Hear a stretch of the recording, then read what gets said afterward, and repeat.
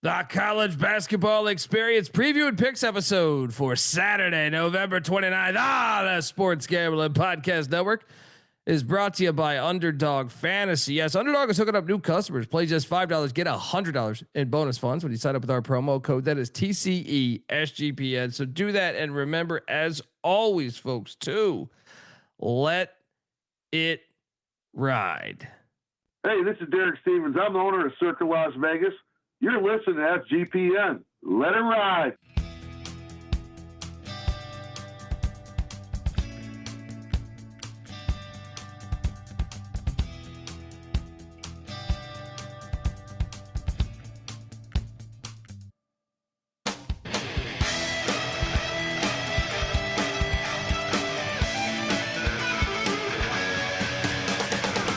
Yes, yes, yes. Woo! Welcome to the college basketball experience preview and picks episode for Saturday, November 29th. We had a fun day today. Started out a little rough, or midday. It was looking a little rough, but boy, we closed strong. That's what we do here on the college basketball experience. YouTube.com/the college experience. Hit that like and subscribe button. Wearing my SGP Christmas sweater. Those are available in the store. All right, get on over there. All right, let it ride t-shirts. We got everything. Get on over there. If you're wondering who the hell you're listening to, well, that's fair. My name is Colby Dant, Dan, aka Pick Don D. That's not a pick. This is a pick. He was raised in the land down under, where a man thinks on his feet, speaks with his fists, and lives by his wits. When Dundee happened, he was a superstar. I'm probably drinking too much and celebrating too much and not sleeping. Would have killed a normal man, but no, that's gone. The medical advice I got from that was like being hit by lightning. Pretend it never happened and get on with your life. Oh, boy. I mean, we make money here. Just gotta get that out of the way. Even though I just lost a game by 40 points. Close the night out strong with a game on the island where I took a team that lost by 40. But don't worry, I'm still happy. Good day, good day, good day. I am joined by my co-host. He is also the host of the College Football Experience. Had a decent day over there too. Mm-hmm. What up, Arizona Wildcats? Right? What up, Iowa Hawkeyes?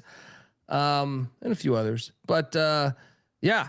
Anyway, give it up for former staffer at Austin Peay with the Governors, South Carolina with the Gamecocks, and West Virginia with the Mountaineers, Ryan McIntyre, aka Money Lod Mac. What's up, man? What's up, man? Hope everybody had a good Black Friday. College hoops, college football. Good day to you, and let the fun begin on this Saturday.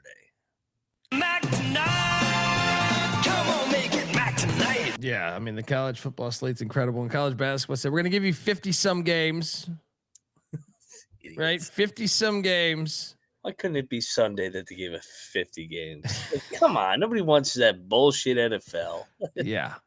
I mean, just doing us dirty.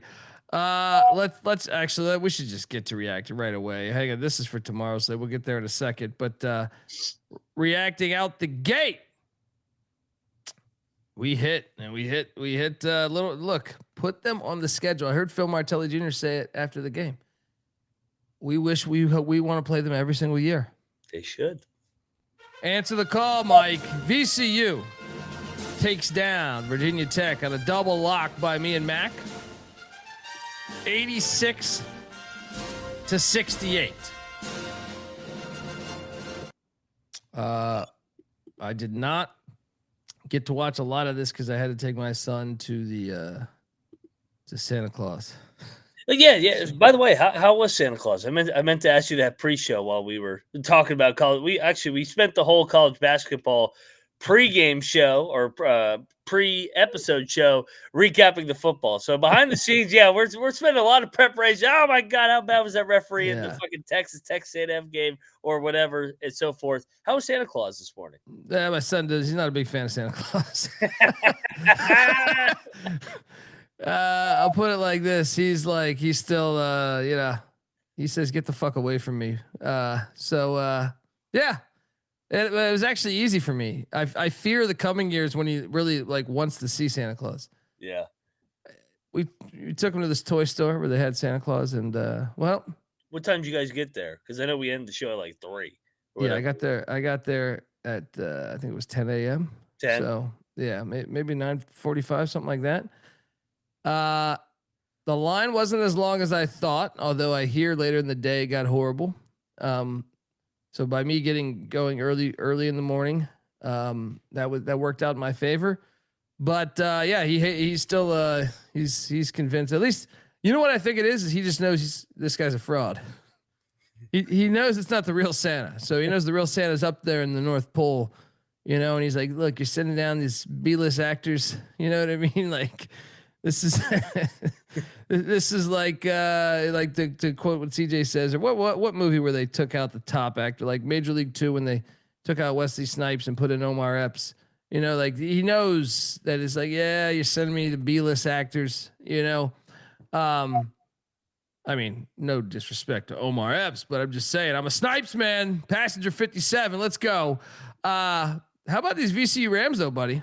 Dude, fucking great performance. I got up right in time for tip off. Had my coffee. Had a little mimosa action going on too. So a little coffee mimosa. Cheering on my Rams. Dude, they made shots. Made 11 threes. Martelli's brothers on staff too. I didn't realize that. Isn't his dad? His dad's on staff too. His dad's not on staff officially. He's like GM or something, right? Or player. I think he's involved to a certain degree. But his brother's the associate head coach. He was at Penn State the last 2 years with Mike Rhodes. So, dude, VCU's they got a nice schedule coming up. They're at home in Richmond all the way through December. And it's a nice runway to be potentially 10-3, 11-3 headed into A10 play. This program never misses a beat, no matter who the coach is. Yeah. I mean, dude, I told you when I went to the NC State game, I came away. It wasn't just me. Me and NC State both came away more impressed. They just win. They share the ball well too. Yeah. I feel like they play like a team. They play good defense. Sure, they don't have the athletes that some of the schools have, but they're just a well-rounded team, and that's a credit to their program and the Martellis. Shout out to the Rams for getting it done for us.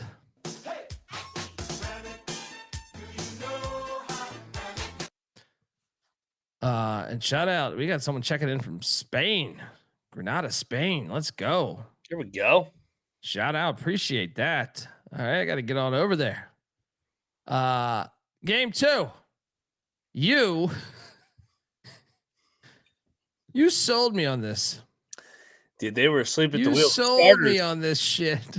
The starters were asleep at the wheel until this Ben Jacobson guy, the phenom sophomore, came in and went for 30 and 20. He looked like Zach Edey out there. It's like, who the fuck is this? And I look, it was Jacobson, the next Zach Edey. All I know is this.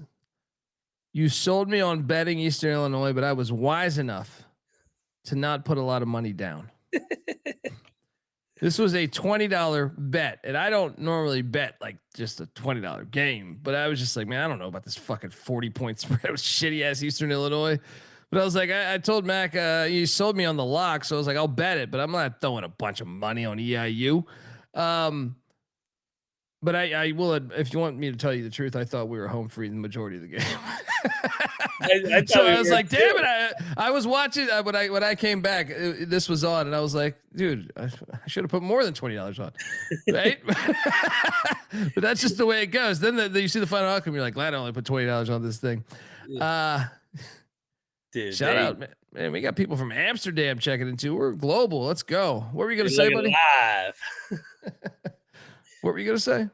I was gonna say that the starting lineup was out to lunch because EIU was actually had the lead tied throughout midway through the first half. Then Painter went to the bench, and then Jacobson coming out party. What did he go for? 24 and fucking 10? Jesus. Yeah, so we took it on the chin there, and Then Southeast Louisiana stuck it to Gardner-Webb by 8. What was this line? 8.5. Shocker. Undercover Waffle. The game was tonight, man. I shared the link on our Twitter page. I tuned in for a little bit. Yeah, dude, that shit was lit. I told you that shit was lit, man. College football we got. Not only do we have a defense system as far as D or FCS, then D2, D3, and NAIA, we got fucking Mexican and Canadian college football too. Defense. I pay attention up there, down there. You know, might have to make a trip. We might have to make a trip to Monterey next year, buddy. Oh yeah, let's go, baby. Let's get some margaritas and some ball. Great game tonight again, by the way. Yeah, but Southeast Louisiana, I don't even remember what this line. We didn't have a line last night, so I was thinking it closed at 7.5. So they actually covered by 0.5 point. Gardner-Webb's terrible, but at least they were in the game this time. They were slowly getting better, I guess. Yeah. They still are not very good. How easy was this, man? We're a couple of sharps over here. Just sharps. Northeastern only loses by 13. Told you. I think I nailed this. I think they'll lose by. I was like, I think I said like 12 or 13. I'm not 100% on that, but I think I said that. Yeah. That line was lost. It was disrespectful. Northeastern's got a good program. They're down 1 at halftime. They're at 1. They were down 1 fucking point at halftime, Mac. So shout out. This was one of our easier bets, I think. Billy Cohen, baby. Billy Cohen. He can coach basketball. The guy can coach fucking basketball. Yeah, honestly, Wake dresses up a little bit. Yeah. 100%. Next up, we are. What the hell did they? What? Hold on. Whoa. Look, we double lock UConn. We cash. Shout out. We had fans at the game. I think it was Bill Russo. What a bad court. Dave, that's what I was going to say. What? Oh, man. How do you take Madison Square Garden, one of the greatest fucking places to catch a basketball game on the planet? This would be like putting a dome and fucking AstroTurf all over, the Rose Bowl. This is that. I mean, that's essentially what they did. I was convinced I was not watching the UConn game. I was like, I know it says UConn, Illinois, but I was like, this can't be the game. Yeah. Why would they do that to themselves? Why? It's it was atrocious. It hurt the viewing product. It did, yeah. Man. And it's like, dude, you gotta, especially with UConn at the Garden. Like, you can't pay for that wood to be. What is that? What does that run? Why the fuck? Why does the NBA like doing this? Yeah, no. Well, they're looking for. They're trying to be different, doing anything they can for clicks with their bullshit product. Man, that one hurt watching that. But we cashed. UConn blew out the Illini by 13. Caravan had a pretty decent game. 12 they got points. Terrace Reed back too. Yeah. Yeah. I mean, big win for the Big East. Big win for the Big East. The only win for the Big East. No. There's another one because we ate shit on a team in the ACC playing a Big East team. Yeah, that was up big and just completely no-showed the second half. But what's that? But the takeaway, UConn fully healthy is top 5 team, top 10 team in America. I mean, they're good, man. And Hurley's is not job. I mean, he was in full form today. He's a psycho. I fucking love watching him. I love shitting on him, and I love watching him too. It's fucking hilarious. He's a crazy motherfucker. He's great for the sport. Yeah. Easy money, though. That was a pretty easy play. I never felt like we were sweating that thing. Don't ever bet against him in that building against a fucking team. Even on a fucked up court. Yeah. They tried to rig the game with that court. I'm with you. Yeah. That's when I was like, oh shit, maybe Illinois is going to win with this fucked up court. It's at the real Garden. Yeah, it's true. And then with the amount of Euros on Illinois, you're like, they probably played on a bunch of these fucked up courts over there, right? It's like there might be an angle here. Next up, Richmond, Charlotte. This line was incorrect, but Richmond got it done. This was a what did we call it at last night? 6.5. So Yeah, Charlotte with the backdoor cover. That's what I was gonna say. I was like, we might have given out a win for someone if they got it at 5.5, but the Spiders win, but they were up by more. Charlotte, I'll give Charlotte credit. They battled back quite well because I mean Richmond had like a 20-point lead in this game. So the right side was Richmond, but we lost you. Yeah. On this. Siena and Longwood did battle. This was easy fucking money. Get this Longwood shit out of here. Double luck. Shout out to Bill Russo giving us $20. I did say don't bet UConn until they're fully healthy. And today, even though they grabbed some ass late in the second half, the court was hideous. I wanted to puke. Yeah, I know. I feel like they should tell you that when you're buying a ticket there. You should demand your money back. You should send an email to the Garden saying, "What the fuck was that? My eyes are still adjusting." That shit was ridiculous. We should lawyer up if everyone does if everyone just sues on that behalf. Pull like a Scientology, right? I want to ask the NBA fans: do they like that? Like, what is that? Who is happy with that? Can't be. I watched that Jazz, or sorry, it was at the Jazz. No, it was the BYU. No, BYU Wisconsin game. That was terrible too. Horrible to watch. They got it on the background here. It's like a top 10 plays. The Hawks have a all red court. Like, the fuck is that? Yeah. I don't know. It's terrible. It's all terrible. But we're not terrible because we're fucking sharp. And Vanderbilt took down St. Mary's by 25 points. I read something on Twitter. I didn't fact check it. That this was the most St. Mary's has given up in a regular season game in like a long time. Maybe in Randy Bennett's career. Found that hard to believe because I was like one of those Gonzaga teams I thought would just be there. But either way, we cash. Shout out to the Commodores, and they're fucking awesome. They should be top 10, dude. The way easily, like they look really good, man. This athletic department's on fire right now. They can do no wrong. Dude, they can score. I mean, that offense, they make shots from everywhere. Duke Miles is playing out of his mind right now. Tyles Tanner's good as well. This is a fun team to watch. It was revenge angle off the NCAA tournament, and if Vandy's not in your top 15, I think they should be in the top 10 on Monday. I don't know what the fuck we're talking about. Yeah. They're 8-0. It's the way they're winning too. They are fucking these teams up. At UCF, boom. You know, like they just been beating decent teams. VCU. Yeah. Shout out to these doors. Let's go. Next up. We cash again. Cleveland State was getting 31 and a half. 31 and a half. They lose by 27. It's a free show, folks. Free show.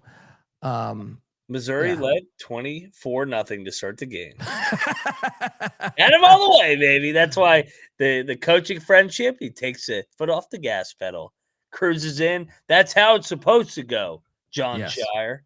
That's how it's supposed to go. You're supposed to look out for your buddies and let them cover. You take the win and let us cash. He's great play there. Great play. Folks, I want to tell you that the college basketball experience is part of the Sports Gambling Podcast Network. Gear up for the holidays at the SGPN merch store. We got the perfect gift for the DJ in your life with the promo code HOLIDAY for 25% off everything. Yes, even this Pick Dundee t-shirt that's out there. I mean, we got everything. Go check it out. Lock Dog tees, dog bowls. I mean, get on over there. Use that promo code HOLIDAY, 25% off everything. We're also brought to you by Novig. Yes, Novig is America's #1 sports prediction market. With Novig, you are getting the best prices because they're an exchange. Novig's available in 35 plus different states. Download the Novig app and get $50 when you spend $5 if you use our promo code. That is SGPN. So get in on the action with Novig. Promo code SGPN. And we're also brought to you by Underdog Fantasy. Yes, Underdog is your home for pick'em entries where you can win up to 5,000 times the amount of money you enter. I do this all the time with college hoops and college football. Even the CFL, I made some good money on. Underdog's got a brand new offer for new customers. Play just $5, get $100 in bonus funds when you sign up with our promo code. That is TCESGPN. So do that and let it ride. All right, we are back. And yeah, man, today was a good day. Yesterday was hilarious on the show because thankfully Oklahoma was playing Marquette in Chicago, and the line was at 2.5 at first. And I said, fuck it, just take the money line. You don't need the 2.5. Then the chat alerted me that there was 3.5s out there. And that's exactly what the fuck I got. And I even stated, I said 3.5, you take it. 2.5, but clearly I almost steered you the wrong direction there. I saw someone in the chat tonight say they took it just on the money line. I apologize if so, but I cashed on this and wow. This game was all over the place, dude. I mean, Marquette had a 13-point lead. Oklahoma had like an 8 or 10-point lead. Marquette, in my opinion, dominated the first half, I thought. But man, Porter Moser in Chicago. Minutes. Yeah. But I got home. Double lock. We got home. Yeah. I mean, I sprinkled that money line. Me too. That's why I'm kind of fucking pissed, dude. They blew a 13-point lead with 13 minutes left. They choked this. This is a bad loss by Marquette. Yeah. They're not making the tournament. The Big East is hurting, dude. This could be like a 2-bid league. UConn and St. John's. Who else is making it? There's still some time for maybe Creighton. Yeah. Yeah. It's just like they have done themselves no favors in the non-con. This like I hate watching people shit on the Big East. Big East is a great basketball league, great tradition, but they've been ass. They've been ass this non-con so far. Yeah, terrible. Well, you know, a lot of people. I was talking to this on the Big East preview. A lot of people thought they were getting their money for this year, their rev share. That it's actually next year that the basketball programs will have the rev share. Shout out to Nick giving us $50. The guys, thanks for all the good bets. So much money from you. Let's keep going. Cheers to Mac and fuck. Oh, we're gonna get to. Don't say that tonight. Don't say that tonight. They got their win. One of my moneyline darlings. Alcorn State took on Indiana State. Alcorn State won outright. I picked this correctly. Just didn't bet it. They were due. That line kind of reeked last night. Alcorn's in the win column. Let's go. Shout out to the Braves. Braves on the warpath. Then I think I brought you into this one. Southern Utah cashes for us against Bob Morris. I knew this line was a little off. Backdoored it. Yeah. 7-point game as we double lock the Thunderbirds.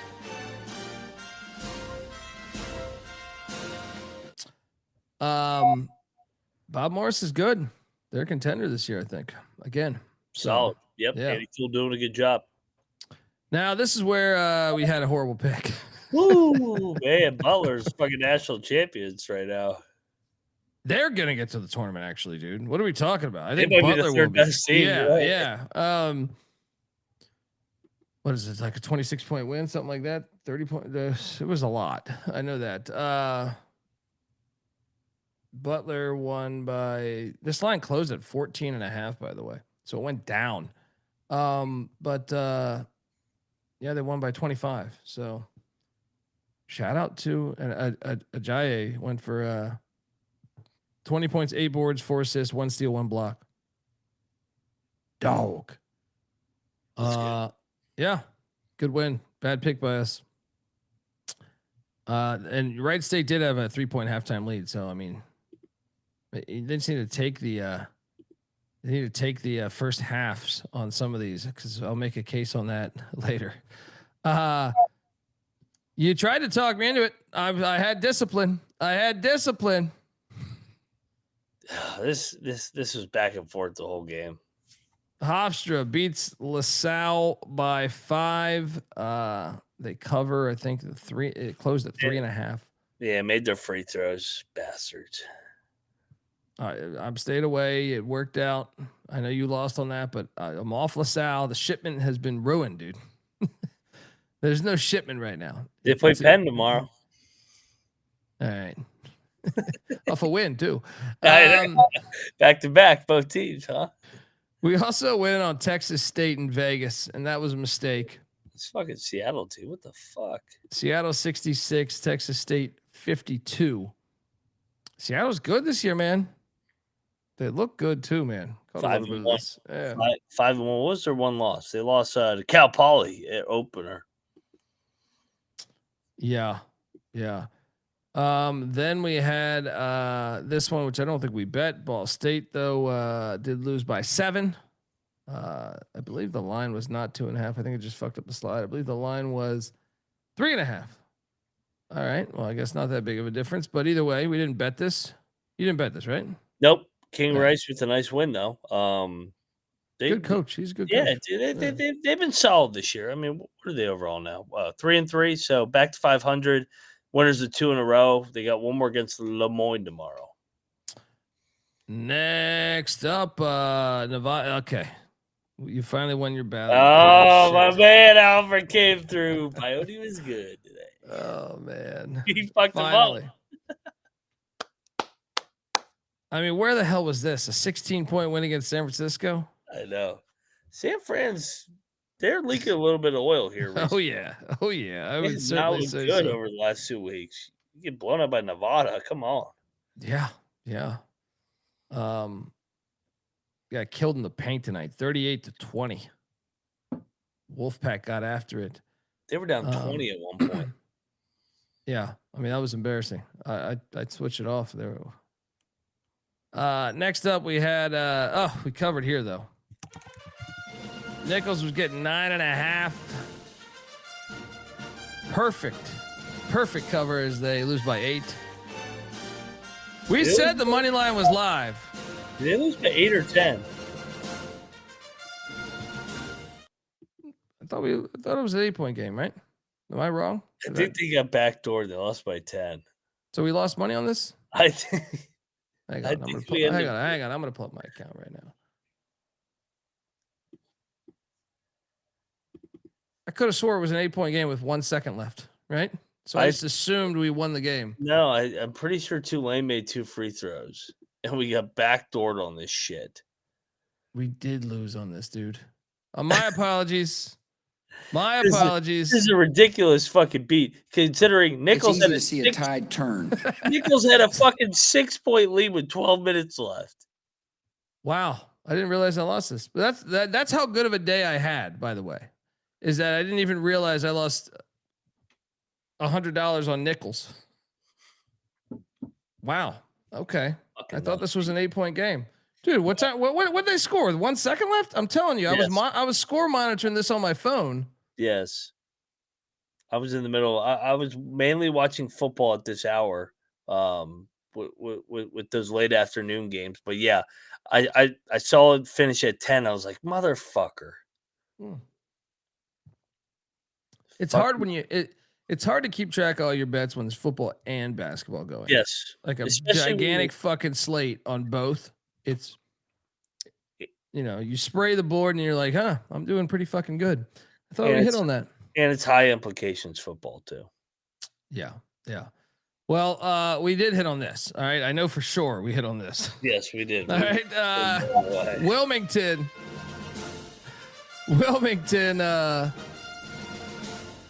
won by 30. Again. Didn't I give this out as my top lock? I can't remember.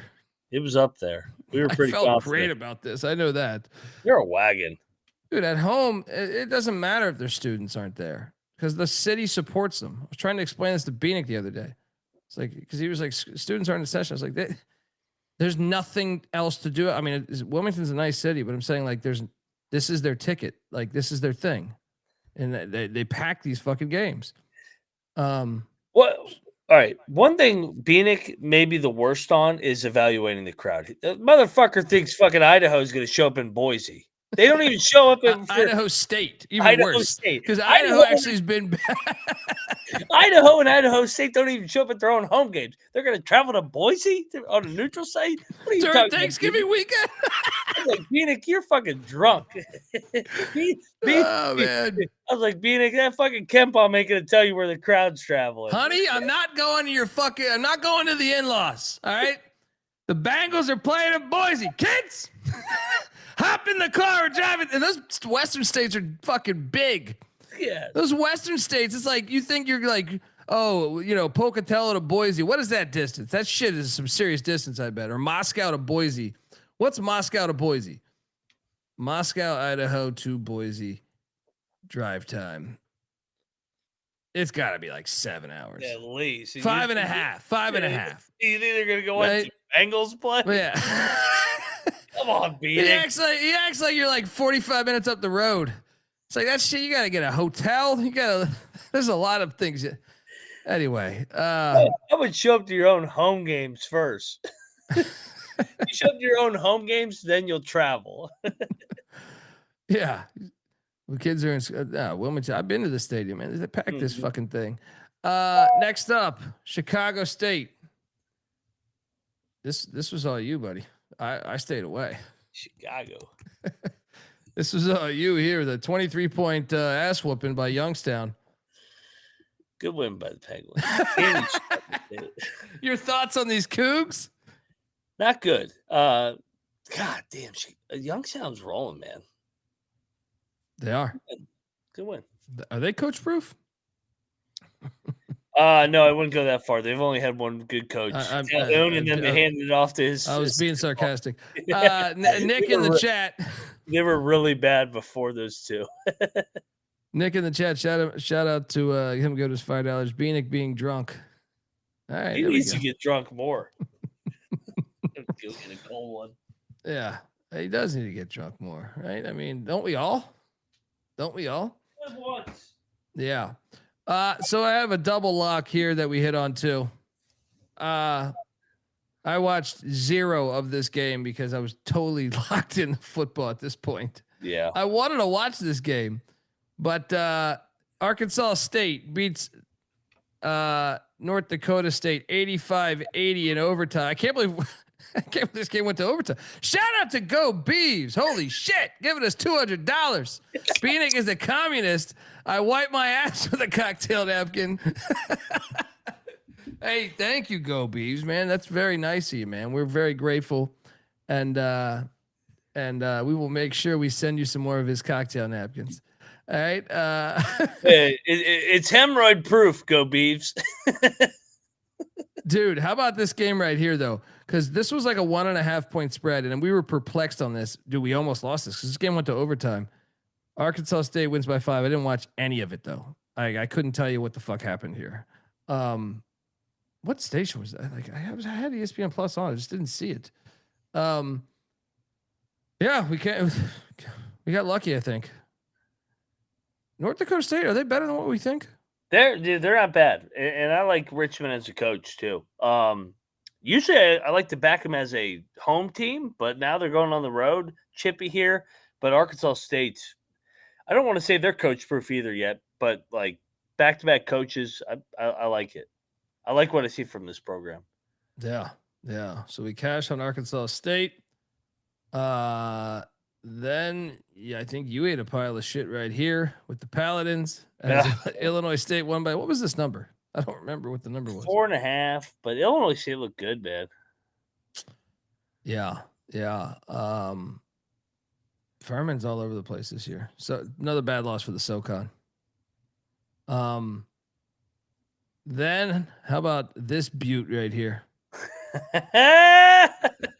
We hit on this. I know. We hit on this. I just love watching Providence. Well, the reason why, so if you got the closing number, you actually lost on this. This closed at 12.5. It was 10.5 on the show last night. I actually got it at flat 11. I mean, another bad loss for the Big East. Yeah, I mean, Your thoughts on? I actually had this game on one of the screens, man. Providence. They this was almost like wire to wire. I feel like. Your thoughts on this one? Yeah, I mean, it was a 20-point game with 6 minutes left, so it would have been a backdoor. Providence is bad, and Florida. I don't know how good Florida is, by the way. I kind of think I don't trust that backcourt. So I know they got the cover today. I think it was more about how bad Providence is. I just underwhelmed by both teams. Yeah, but I want to say Xavier Lee had his best game as a Gator. I think probably tonight. He's been part of the. Yeah. He's been getting picked on social media. I feel like he kind of answered the call. I mean, I know it's just Providence, but he had 20 points, 7 rebounds, 4 assists. So I'm not the biggest Boogie Flan guy either. Maybe that's. I know he had 17 tonight, but I don't know about that combo. I don't know how well they play off one another. Yeah. Next up we have. How about this beauty? We're getting 25.5. We lose by 25. By the hook. I don't know. I mean, I know we called it. I think we called it at 24.5 last night. So it depends. It depends when you got this fucking thing too. This and the game prior, the Providence Florida game. You could have lost on both of those.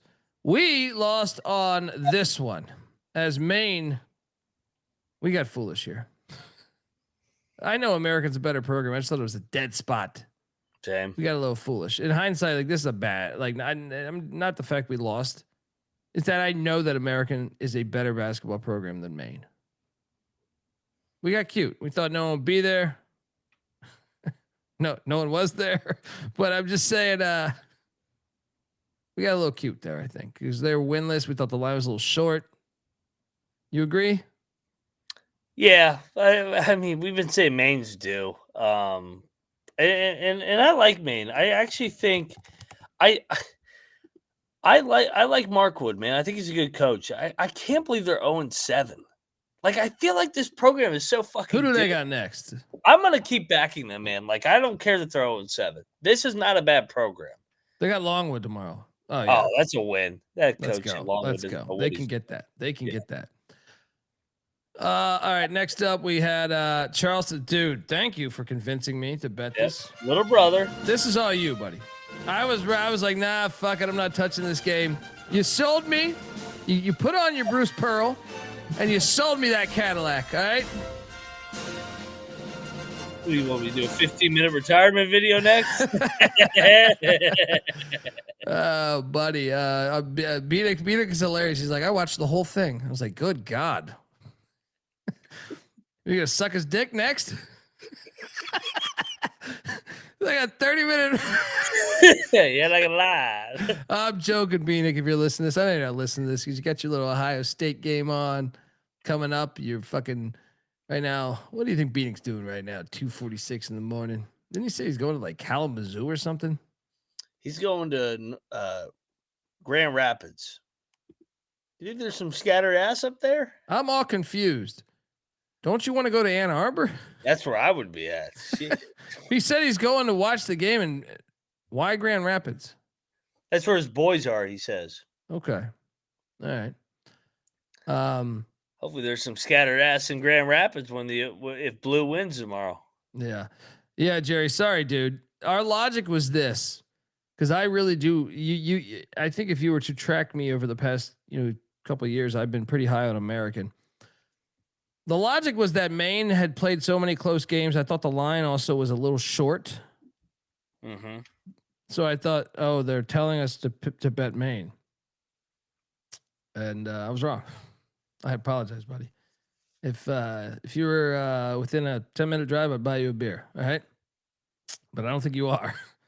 But I apologize. All right. Next up, we had you crazy. I thought you were onto something, dude. Dude, they fucking were winning. This is what I mean. That some of our dogs that we went all in on. Now, some of them cashed today. They sold. Some of them cashed today, but if we had done just the first half money line, yes. Even though this one would have been a push, because it was 31-31. But I was watching this game. I had this on, and I was like, "You fucking genius with this money line." Well, I agree with the points, but the money line, I was like, "You fucking genius! You fucking genius!" And then they got destroyed in the second half. Yeah, yeah. I mean, this is the downfall of betting these 9-1, 10-1 dogs. Is like every now and then, or sometimes more than not, they'll fucking get their ass beat in the second half. But the spot was great. The spot was great. It was a push at half, and then they fucking fell apart. Hold on, we got a $5 donation. That's quite hilarious. Shout out to Forever Wild Fishing. $5 for the poor fella that was advised to bet $50 on best bets. I said I would do 50. I don't know. I mean, and watch FSU eat shit versus Buckyball, dude. We got to get to that one because that was ridiculous. I actually think that was the shocker of the night. Yes. That is hilarious. Appreciate the $5. Shout out to Nick. He's in Colorado. We buy you guys beers and shots. Let's go. We love Colorado. And we love beers and shots. Oh man, appreciate everyone in the chat helping us out.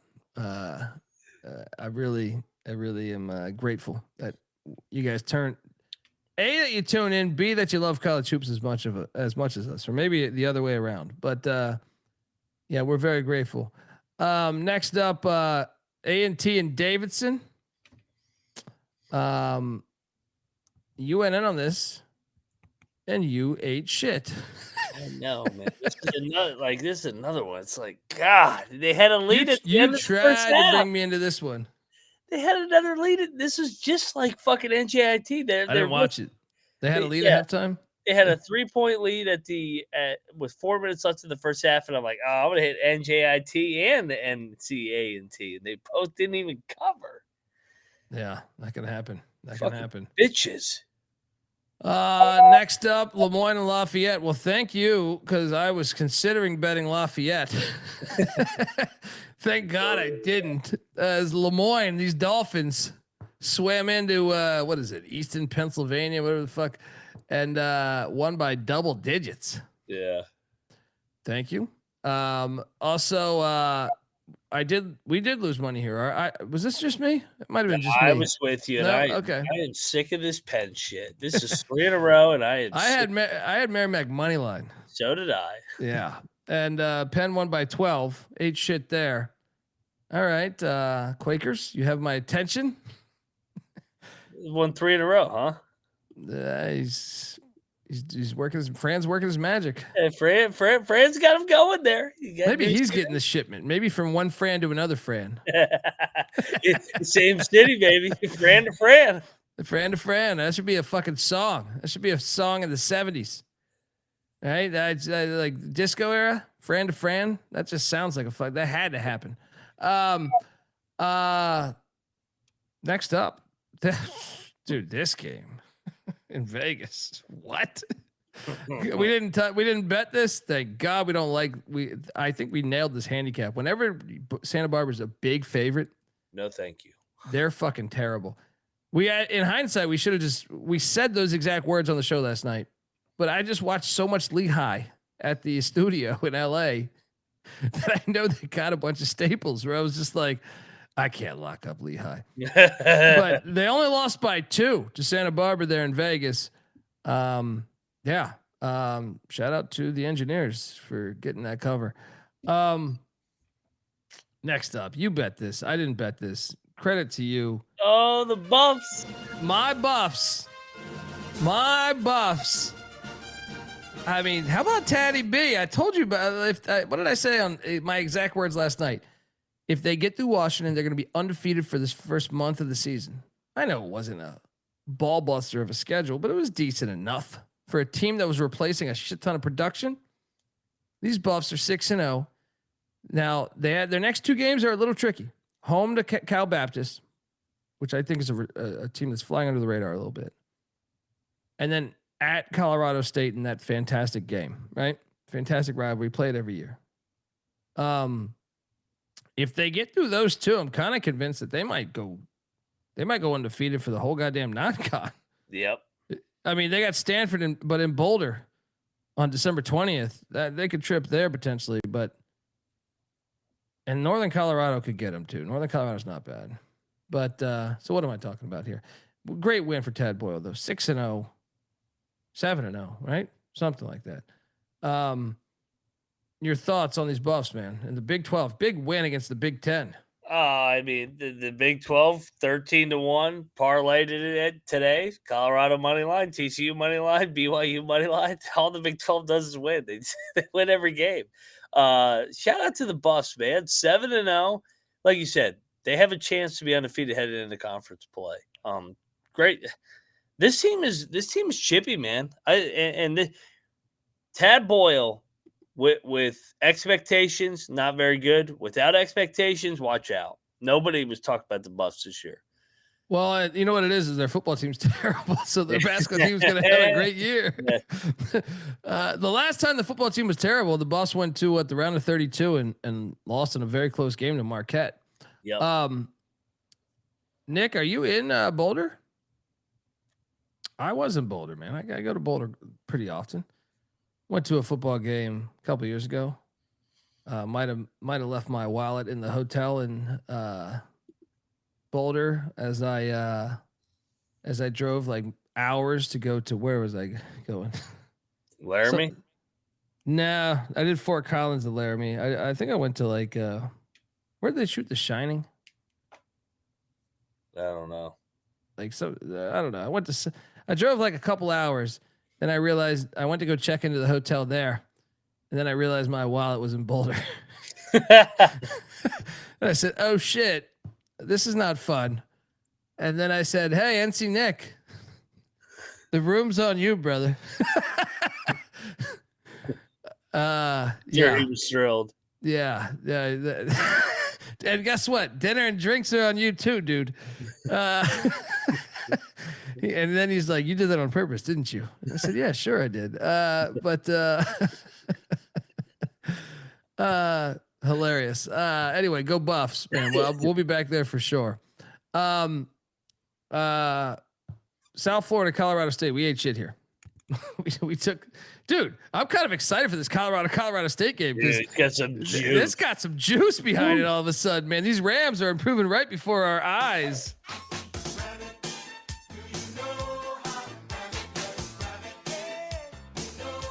Is that on Saturday too? Yeah. Okay. The Saturday, December 6th card has some juice to it. I was looking at it today. that's I mean, we got Duke, Sparty, Illinois, Tennessee, Iowa State, Purdue, Louisville, Indiana, Ohio State, Northwestern, Baylor, Memphis, Dayton, Virginia, West Virginia, Wake Forest. We got Colorado State. Dude, the Saturday card. We're finally getting the real college hoops card here coming up. Oh yeah. Let's go. I do want to touch on. I mean, shout out to Colorado State. That's a great win, and they have looked good now. This whole tournament, really, right? Mm-hmm. Yes. It kind of reminds me of last year under Medved, where you looked at the roster coming into the season. You said it was like that scene in Major League. I don't know any of these fucking guys, but then you saw like the first game or two, and I remember last year they played in Palm Springs. And I specifically told you and Bieniek, I was like, dude, I watched Colorado State today.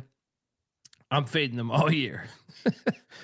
But that's the best part about coaching. You get to see the actual coaching happen. You see a team, absolute shitty team, turn into a good team in just a few months.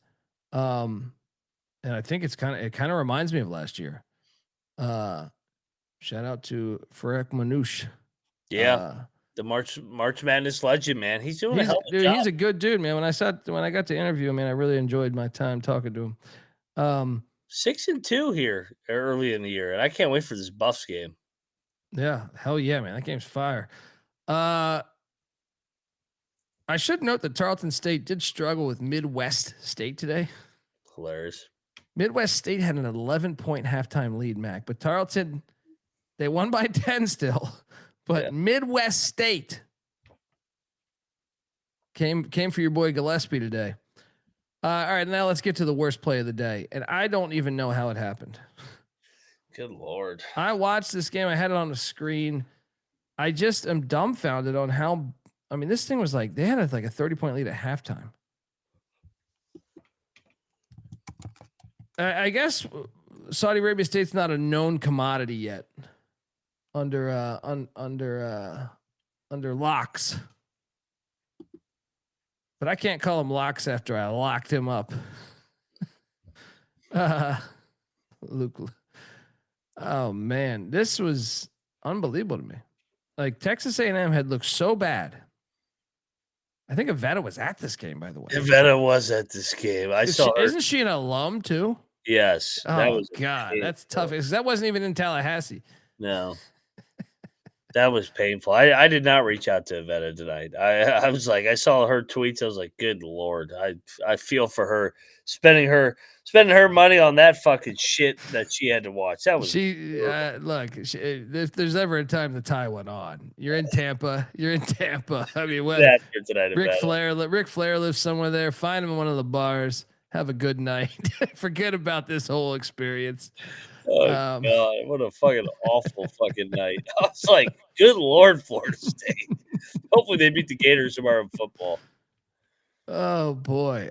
Yeah, I had $100 on Saudi Arabia State this weekend. Yeah. Or this game. And yeah.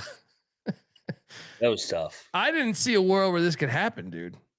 Did A&M just did all of a sudden click? I don't understand. Like Saudi Arabia State had looked good so far this season. I thought the game at Florida, they fought really, really. I felt like they kind of outplayed Florida, but Florida was just more talented. In similar vein to VCU and NC State. Man, dude, how about this stat? A&M 60 rebounds to 40. What? Yeah, this game was bizarre. This game made no sense. Shout out to A&M. Buckyball came to play. They just hit them right in the fucking mouth. I mean, that was. They had a 38-point lead in this game. Yeah, this is crazy. Like, this is mind-boggling, and this is a horrible loss for the ACC. This is the worst team in the SEC potentially. Yes, to lose by that deficit. Wow, that's going to come back and bite you. Horrible play by us. I felt very confident about this. Fucking hilarious. Wow. Next up, we have. This is another one that I like. Okay, shout out to Xavier for the second half. This is like all our dogs at 15 to 16 points. They would be fucking right there at the end of the first half, then sell in the second half. Whatever happened. I mean, it really happened like with like 2 minutes left before the half. Yep. Where Xavier got it up to 10, I think it was, or 8, something like that. But hey, man, Richard Pitino's doing a good job getting these boys up. I'm saying like they seem like a different team. Improving. Yeah. For sure. Corpus Christi loses by 21. We lost money there. I apologize. I felt pretty good about it too. I took the money line. That's how good I felt about it. I took the fucking money line. All right. Sorry. John says the game was horrible. It was horrible. I think Scott Reichel's popping in here. Oh, shout out to the Tennis Gambling Podcast. Scott Reichel, good friend of ours. I just wanted to stop by and say I played poker for 3 hours against Jalen Warley's dad tonight. Go Gonzaga. There we go. There we go. Hopefully you took his money. Shout out to the X-Men. And I'm not talking about Xavier McDaniel, although shout out to him too. Next up, Wisconsin, TCU. This made up for it though. Let's get this Big 12, Finally, baby. our dog came through because we were sniffing and we were whiffing early. But we hit on these Horned Frogs. Yes, they've been a darling of ours at the Jenny Craig Pavilion. Let's go. Double lock money line. The Big 12 is on fire, dude.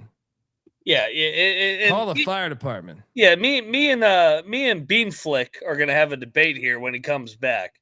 The Big 12 is fucking third among Ken Palm leagues. The Big 12 doesn't fucking lose. How are they behind the SEC and Big 10? Pure corruption. I'm calling it out right now.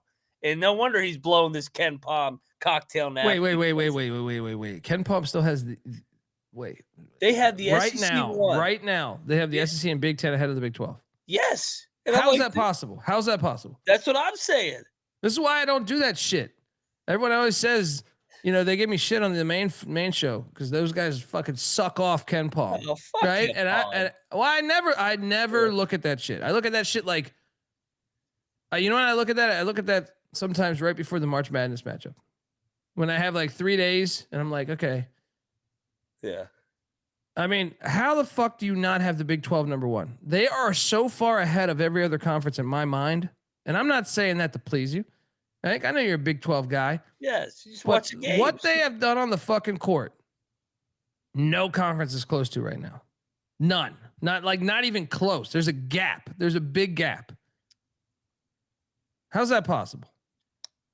The SEC is like noticeably above both of them too. Like how? The SEC hasn't won a game yet against the Big 12, right? Or did they get one? They got one, right? I mean, they've won a game or two, but like they haven't won. They have like, what's their marquee win? Alabama over St. John's. I'm just saying right now. We know Arizona's beaten what? Florida, UCLA, and UConn, right?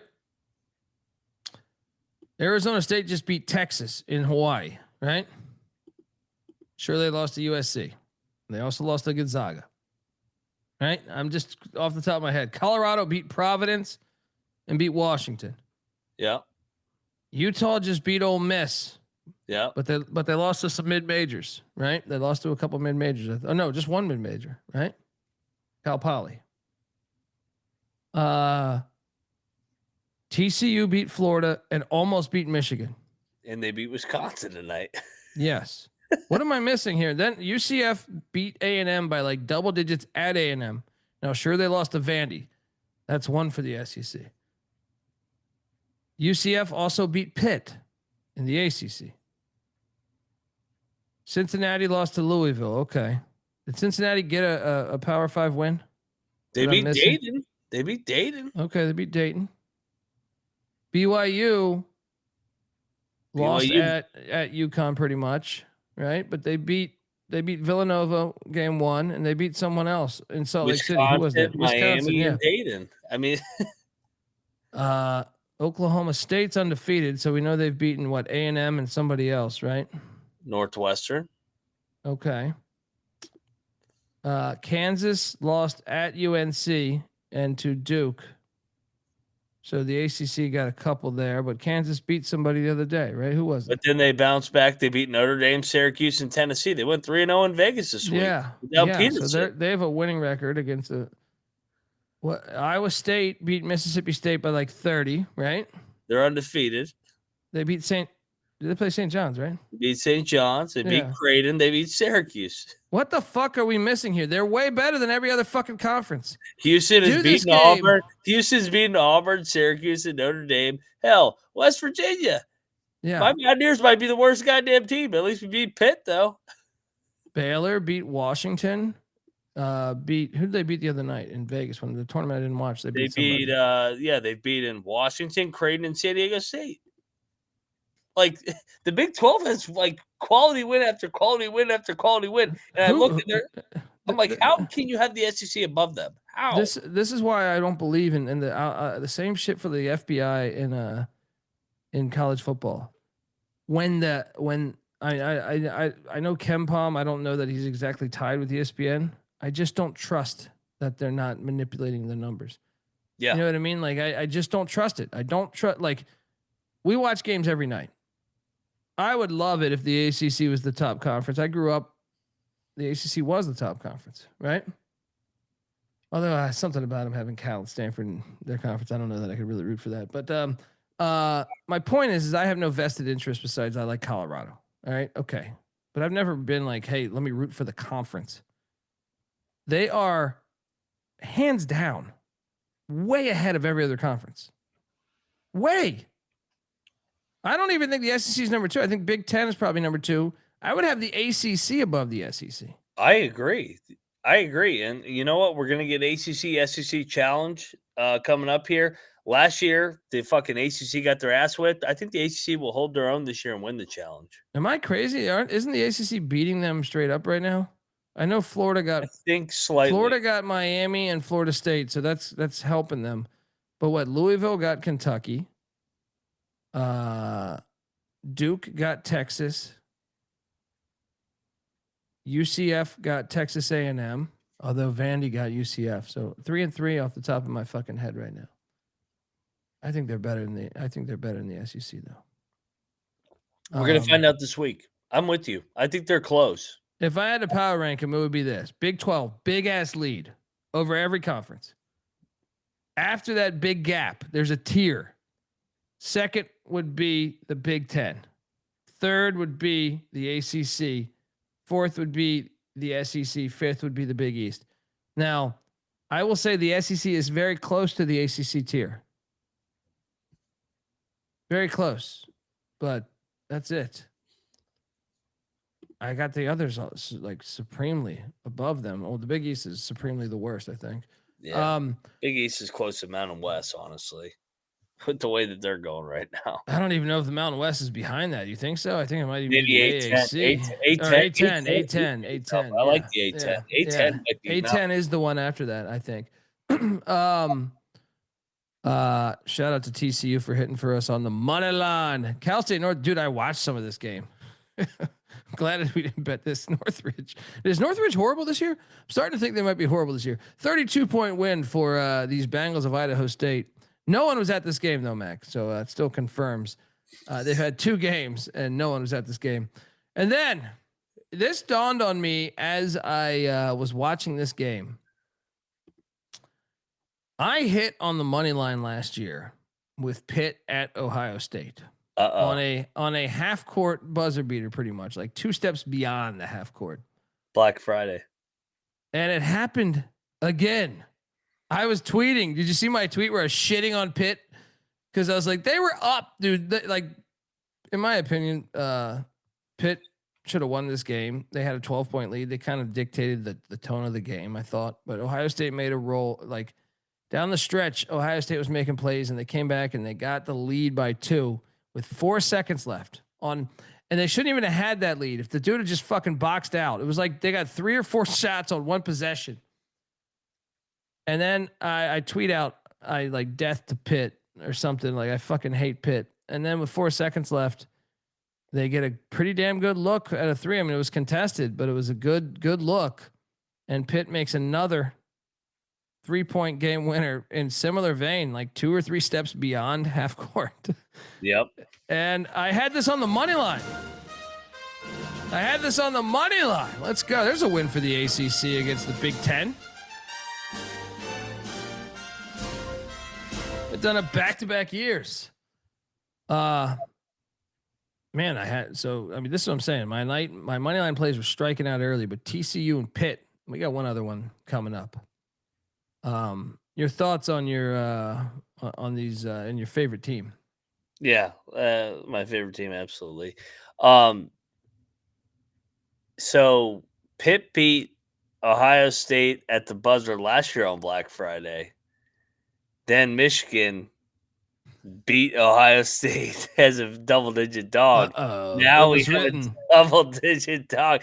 Are we gonna have another miserable weekend for the Buckeyes? Well, I hope so because I'm on Michigan money line. Sorry, John, if you're in the chat. I'm on Michigan money line. I took the points to cover my ass in football too, but what a fucking Pitt didn't need to do that to themselves though. If we're being serious, it's Pitt. Though. Pitt was the better team all game, and it was like you are. I can't believe they got bailed out by this. Yeah.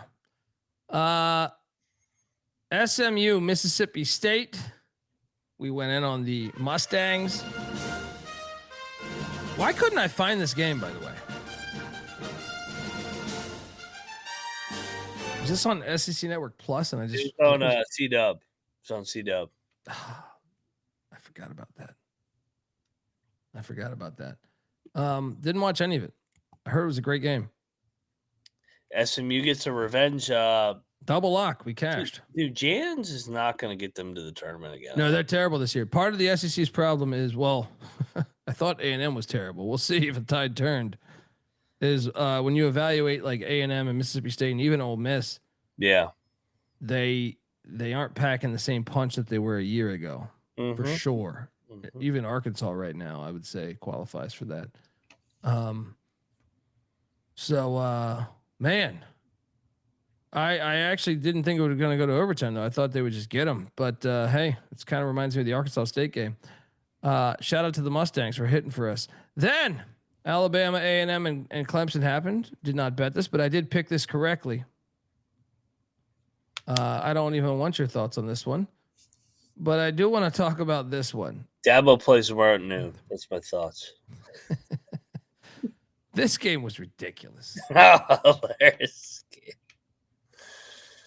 I watched this whole game, and how can you be so much better for what? Athletically, too. 25 minutes, I felt like. And then DePaul, halftime adjustments. Shout out to Holtman. Holtman just coached circles around. Oh, my God. Like, I was like, dude, if you would have talked to me at halftime, I said, Georgia Tech is such an easy pick.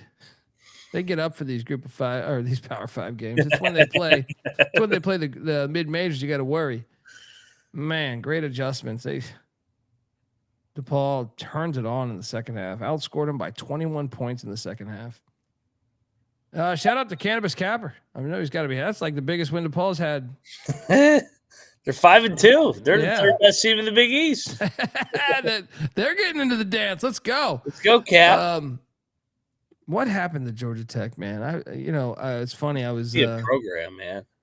I was pulling up a photo for our Twitter of the Georgia Tech rivalry in football, and I quickly wanted to pick a photo from back in the day, and I was like, okay, I know Georgia Tech won the Natty in '90. I remember that team with Sean Jones and Marco Coleman and shit, and I was like, all right, I'm gonna type in 1990 Georgia Tech, and then it went down my I went down the rabbit hole. It first suggested me the basketball team. And then I went down memory lane. Like Georgia Tech in the 90s was awesome. I can't it was such a cool basketball team. It was almost like yep. It has like UNLV vibes. The Bobby Crimmins and Georgia Tech when they had James Forrest, Fred Vinson, Eddie Alisma, fucking obviously they had Stephon, but Stephon was on the next team. They had Travis Best on that team. It was Travis Best and James Forrest, Drew Barry, the son of Rick Barry. And man, the team before that with Dennis Scott and Brian Oliver, man, those teams were fucking so fun. What happened to the program? What about the team that went to the final? Went the to championship. The they got whooped. But with Paul Hewitt, Jared Jack at fucking point guard. Yeah. They in the redhead big. He was fucking great. What was my guy's name? The redhead big. Forgot the fuck. He was great, dude. He was great in that run. He played really big in that tournament. Yeah. Dude, they've just. I want to say Maranovic, but that's the fucking quarterback from USC. Yeah. They were fun to watch. I don't know. They should be a good program, man. They're in Atlanta. Yeah. There's great basketball talent down there in Atlanta. And they got to make it cool again, though. Crimmins captured that, man. He had these great point guards. He had all these New York City point guards with all this other talent around them that were fun. Another one was Malcolm Mackey was one of their big men. I love watching them. That was really, really a good walk through memory lane when I was pulling up that photo today because I was like, gosh, they need to get back to that level. But yeah, I ate shit with Georgia Tech. Terrible play. Fuck you, Georgia Tech. Although David Stoudemire, cool guy. Next up, yep. Good Lord. We picked Georgetown. Big East needs some win. I mean, they're going to need that DePaul win to come through because, man, this has been a terrible weekend for Georgetown. They got their ass whooped by Miami today. Miami had like a 25-point halftime lead or something. I don't even remember. But your thoughts on this? Yeah, man, I love Georgetown in the spot. This is a horrible play. Fucking horrible. They got their ass whipped. Dude, Miami's pretty good. They are. They're talented. Who's better? If you had asked me today, I would say Florida State's better than Miami. Florida State might make the NCAA tournament. Now I'm like, Miami can make the NCAA tournament. Florida State's ass. I'd say Miami's a little bit better. Yeah, I think Let's you're right. play 40. Yeah. You're looking live at us losing the game by 40. No, actually, this one was only 13. This one felt like 40, though. I feel like they just got their ass whipped the whole fucking game. Yeah, you're right. You're right. Folks, I want to tell you that the college basketball experience is brought to you by Rhythm. Yes, Rhythm is crushing it in college hoops and college football. They also have NFL and NBA, and Rhythm's also giving away weekly cash prizes for tracking your bets in the app. Track 5 bets of the same type from any model that you build, and you could win $1,000. So jump on over there. Use the promo code SGP at 25 when you download the Rhythm app. That's RITHMM for 25% off your first month. Download Rhythm. Promo code SGPN 25. All right. We ate shit there, but we also ate shit here. Shout out to Western. Western's good, man. 75-70. They get it done. Tough trip for the old Shockers, 0-3. That's not a good trip for them, man. We thought they had some momentum coming into this. Yeah. Shout out to Pick Twan. Appreciate you, brother. So, $50 donation, $49.99. Thank you, man. Very generous of you, and we're grateful. And happy holidays to you and your family. Thank you. Yeah, this was a good game. I'm impressed with Western this year. I am too. I know Liberty, I think, was getting a lot of the hype. I think Western might be the team to beat in the CUSA. I think Liberty's better, but I think Western might be a longer shot. Yeah. We answered the calling. Actually, no, we didn't, because this is. Oh, I didn't have a slide for this. We got to talk about this game. Stanford. From the corner. What a comeback for the old Tree Huggers. We both had St. Louis -1.5. Hilarious. I watched this game. I just threw my fucking. What was I having at the time? I don't know. It was some type of napkin. I was just eating dinner, but it was not like a normal napkin. It was some shit that my wife gave me. But I just couldn't believe they missed the free throw. You see that fucking rainbow on that 3-2? That shit almost hit the fucking ceiling. That almost hit the ceiling. Fucking white dude. Oh my God. I'm just like, no way. No fucking way. We got robbed on this, man. This was a fucking terrible beat. St. Louis had a 15-point lead in this game. We're laying 1.5. We're up 2 with 5 seconds left. Are you fucking kidding me? If he just makes the free throw, they foul. We're out of there. Hilarious. Good God. Now my wife's doing a bunch of fucking laundry, so I didn't have a normal napkin. It wasn't like a linen napkin. It was some shit. I don't know what it was. You're just like. I mean, it was almost like a. I don't want to say it was a. It wasn't a pillowcase, but it was pretty damn close. I think it was just maybe a towel for the kitchen or something. It was big. I just fucking threw that shit. Fuck you, Stanford. You fucking cunts. God. Great ending though. Hilarious. The guy that was rubbing the woman's leg last night is very happy tonight. she's let me tell you, she's going to Space Mountain tonight. All right. Yeah. She is going to fucking Space Mountain tonight. That shit went viral. I was fucking getting blown up on that tweet. I just kept watching it, laugh my ass off. This game was ridiculous. I can't believe we lost this game. I can't believe we lost this fucking game. Oh, man. Shout out to Kyle Smith, though, 2-0 on the road trip. Yeah, he pulled this out of his ass. Frick. Go Beefs. Talking about what? I threw that around the fucking room for losing? I'm jerking off to losing? Hilarious. I did lose here in Canada, too. Stupid game.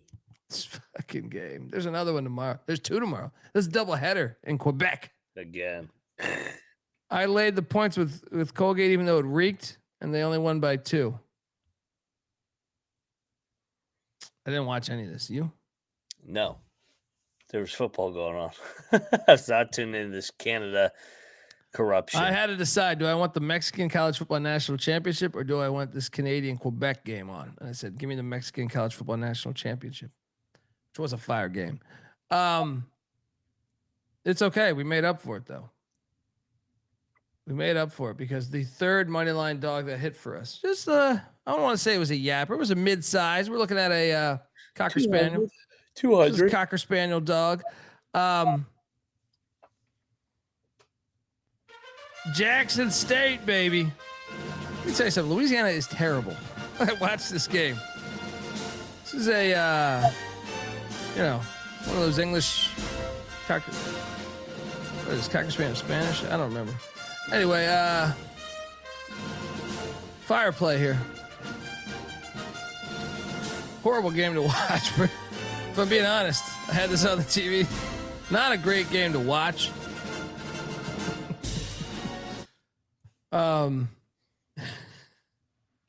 We nailed this one though.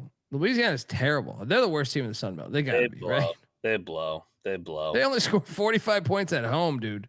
I will say it's a first-year head coach, Kelvin Sampson guy. I think they will be chippy in league play.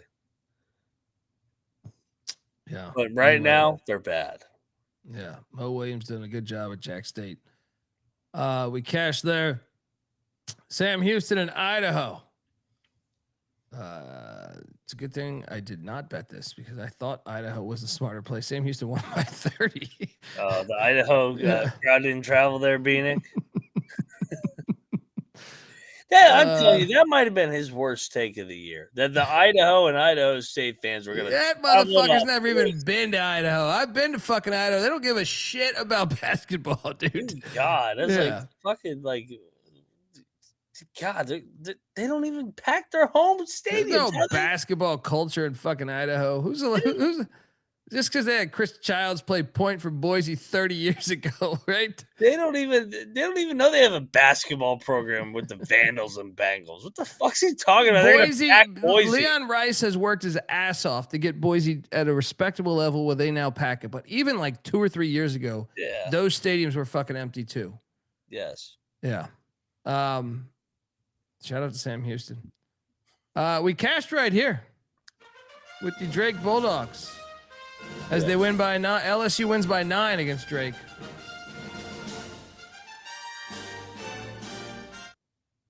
Your thoughts on this one?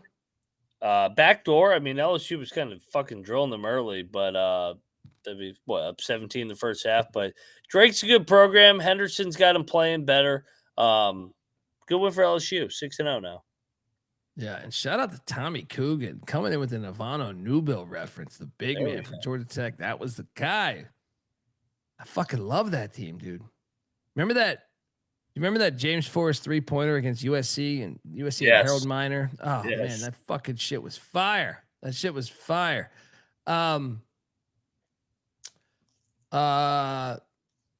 Yeah, easy play here. We also cashed. This is where we got really hot end of the night with Jack State. Fun game. Then Dayton. Dude, I thought Dayton might win this. Shout out to the Big 12 for not fumbling this one. Because Dayton gave them all they could handle at certain points of this game. They had like a 7 or 8 point halftime lead, I think.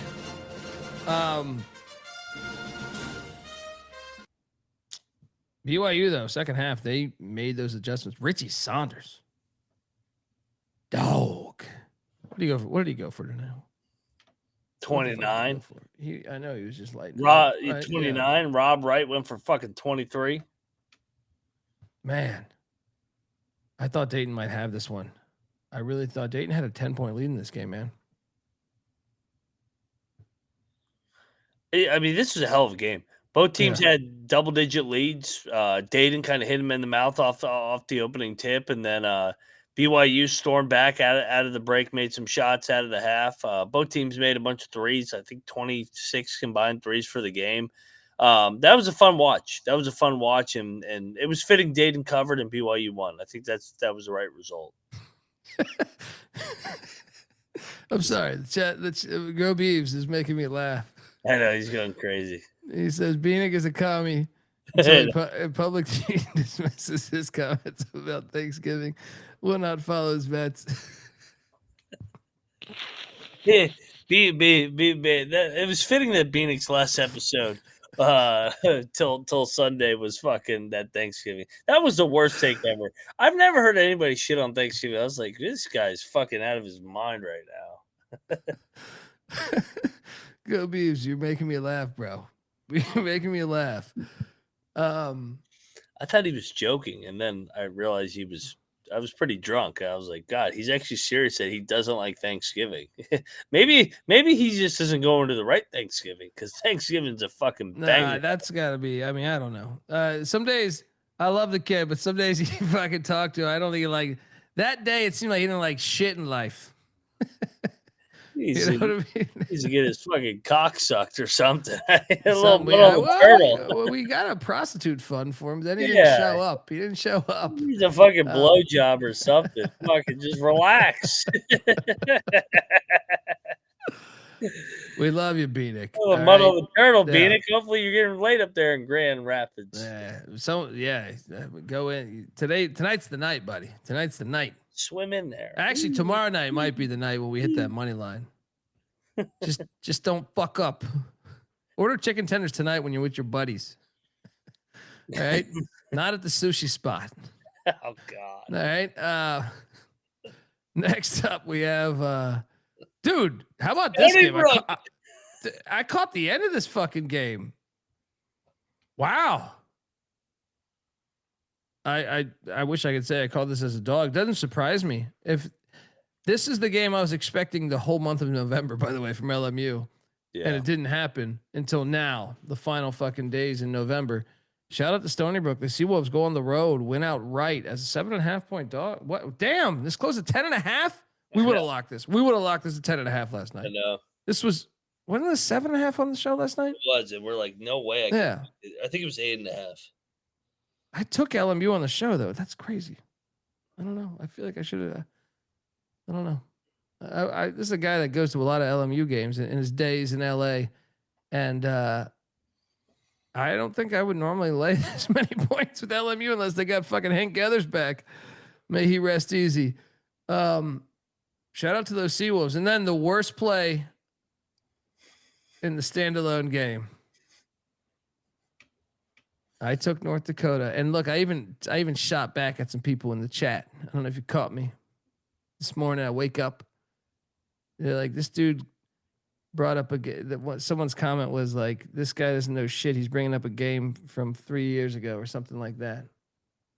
And I was like, I was just bringing up that point that the last time they played, that's what a fucking host normally does, is say, hey, when the last time they played, this is what happened.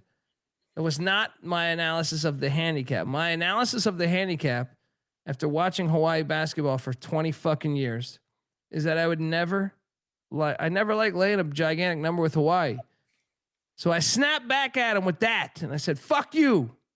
All right. I was not saying the score 3 years ago was at any point considered in my handicap for betting North Dakota. But he then, without answering me, told me to go fuck myself when Hawaii won by, what was the final score of this fucking game? They won by fucking 38. Oh my God. Well, this Hawaii team's different. I know we were talking about Ivano Newbill, all you old basketball heads like me. Does anyone out there remember Tony Maroney? Used to be a big man for Hawaii, Tony Maroney. They haven't been this good since Anthony Carter and Tony Maroney. All right. Wow. I don't like North Dakota, but I didn't think they would. I thought this would be like a 7 or 8 point Hawaii win, 10 point Hawaii win. This is the second or third time they've done this to me this year. What's happening on the island? Don't they have Patty Mills as as a director of player program, the GM or something? They have somebody. No, Hawaii's cooking the books. They have not played a road game since opening night against Oregon. They just play all these games at home. I mean, I'm just dumbfounded. I've never seen them destroy. I mean, I know North Dakota's not no powerhouse, but still, to be winning these games by 40. It's fucking insane. And I've gotten bit a few times on this shit, dude. What was the last game? I'm telling you, I got bit. Who did I get bit on? I got bit a couple times on this shit. I think I took Manhattan. They lost by 30. Dude, this team on the island's a fucking wagon, dude. I took Commerce too, and they lost by 26. Yeah. I'm done fading the Islanders. Anyway, nice lock battle win, you pile of shit. It's good. It's always good to win the final one. Chat's asking my age. I'm 32. Yeah. I'm in my 40s if you can't fucking tell with my gray fucking hair. 32? Yeah. 22 at heart though, baby. There 22 at heart. 22 at heart. There you go. Cheers. All right, let's get to That's game my balls, analysis man. on the Rainbow Warriors coming through for me. I mean, that game was ridiculous. I'd rather lose a game like that though than the Stanford St. Louis game. Stanford St. Louis, like I said, I'm lucky. I don't know how. So my wife told me this the other day, guys. If I'm being circle of trust here, she says you can't keep acting like that when our son is starting to retain stuff, starting to say shit, right? And when I lose a game like Stanford, and I throw shit. Now this wasn't the argument because this was tonight. It was another game. What game was it? It was a game like in the past week where I fucking just was watching. And I just threw shit. I was like, I mean, it wasn't anything crazy. It's just like bullshit. You know, like bullshit. Like I have a scuba diving mask for when we go deep sea diving. I threw that shit across the room when someone hit a game winner in the past week. I forget who. And I go, oh, fuck this, you fucking losers, right? And then my wife got super pissed at me because White Tiger's observing me. Right? Now he didn't say that back, but there was a debate, and she's like, "You can't be acting like this." And I go, "Honey, I've been doing this my whole life. I've been saying fuck this at a last second buzzer beater since I was like 7 years old, 9 years old. I'm the youngest in my family. I always say this. Yes. Most people, I never seen Lion King. I never watched a lot of the cartoons a lot of people watched. My older brothers were watching sports, so when I didn't even have the choice of liking sports. I don't remember thinking like, let me just follow sports. That was just what I had. That was like survival of like, hey, my brothers and then my pops, his brothers, so my uncles, all were into sports. So it was just natural. But anyway, it's a hot. I have to like this year's gonna be weird because I have to try to channel my fucking shit. Yeah, you have to tone it down slightly. Patty C threw a fucking pizza on the wall at the studio once. All right, just I was so pissed. I was so pissed. It was a fucking freshly delivered pizza. We had like one slice each, and I forget what it was. The Michigan State Michigan game with the punter. Right? Oh, yeah. And he just took his entire pizza and our pizza and threw it on the fucking wall. I was so goddamn pissed at him, dude. I was like, dude, you lose the fucking bet. Don't throw the fucking pizza on the wall. Anyway, it's like fucking 8 slices just sliding down the fucking wall. Ryan and John come in the next day. They're like, what the fuck is this? Yeah. Oh, dude. Dude, no. Honestly, the best part, he cleaned that shit up. The best part is the next day, fucking Green, or I think it was Green's dog, was like licking the wall, right? Licking the fucking wall where the slice fucking slid down, right? So Patty C had cleaned it, but he didn't clean it good enough. And they're like, what the fuck's happening over there? It's like dogs licking the wall. Fucking ridiculous. But it's something I got to work on right now with me. With me is like, this is why I need a studio. I was telling her this. She saw me react to the Stanford game tonight, and she kind of reminded me of our conversation the other day. And I was like, I need a fucking studio, a legit studio like I had. Because if you're hearing me yelling these obscenities, right? You're at work. I was super pissed at Pat. I was super pissed because I was like, dude, I was fucking hungry. And I had one slice of pizza. So I was like, now we got to order it again. And he's like, I was like, fuck you, dude. You better order that shit right now. Right? Go get a pizza. I think we made him go get a pizza. It's like the whole shit's on the wall. You fucking jackass. Was he drunk, Hammer? He just He was drunk, but he was just. I think he had a good amount of money on. I forget if it was Michigan or Michigan State. Yeah, like there was the. You remember the punt game, right? Where like that was what it was. Harbaugh Yeah. took that game against Antoni. Yeah, that shit was ridiculous. Oh man. Anyway, game balls. Where are we going? Oh fuck the pizza. Game ball number Alcorn. Alcorn gets their first win at Indiana State. Let's go. You're going Alcorn over Jackson, huh? Yeah, I mean Alcorn was winless too. But Indiana State's playing in Ruston. They were a 10-point dog though. Good for Alcorn. All right, well, fuck you. I'll go to Jackson State. You I won like- you went to Lafayette, Louisiana, in their little Cajun dome. All right, you stuck it to them. Game ball 2. Where are you going? Frogs, baby. Jamie Dixon's back. Don't bet against him as a dog, man. They have gotten light years better in the month of November. They lost that bye game. Now they beat Wisconsin, Florida back to back. They're back in contention for a net large bid. That's a good game ball. That was our best money line, I think. Now, I have to give this one a game ball. A&M. I just have to, because I just couldn't believe the way we got beat down. It's not like North Dakota, Hawaii. Like this one, because it was in the state of Florida, and the fact we have seen them stumble up, against everybody. Montana almost caught them, right?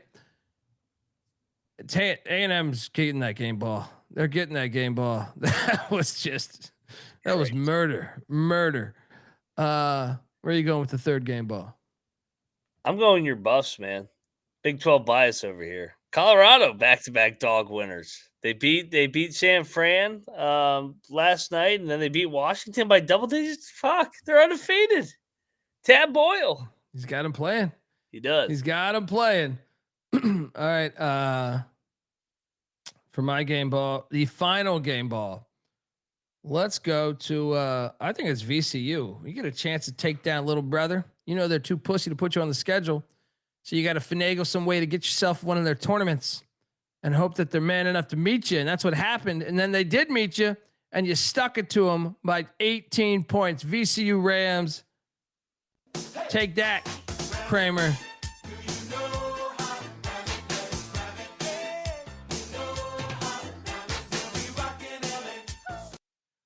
All right, let's get to tomorrow's slate. Where the fuck's this guy going? He's just randomly getting up and just what happened? You get to him? They got to him, huh? The first game on the slate is in Wilmington, North Carolina, featuring Southeast Louisiana and Navy. Do you have a line on this game? I gotta grab a beer.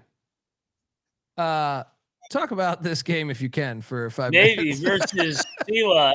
I'm going to address one comment. Daniel, no. Kenny Dillingham is not a fraud. Come on, man. You just went to the goddamn college football playoff last year.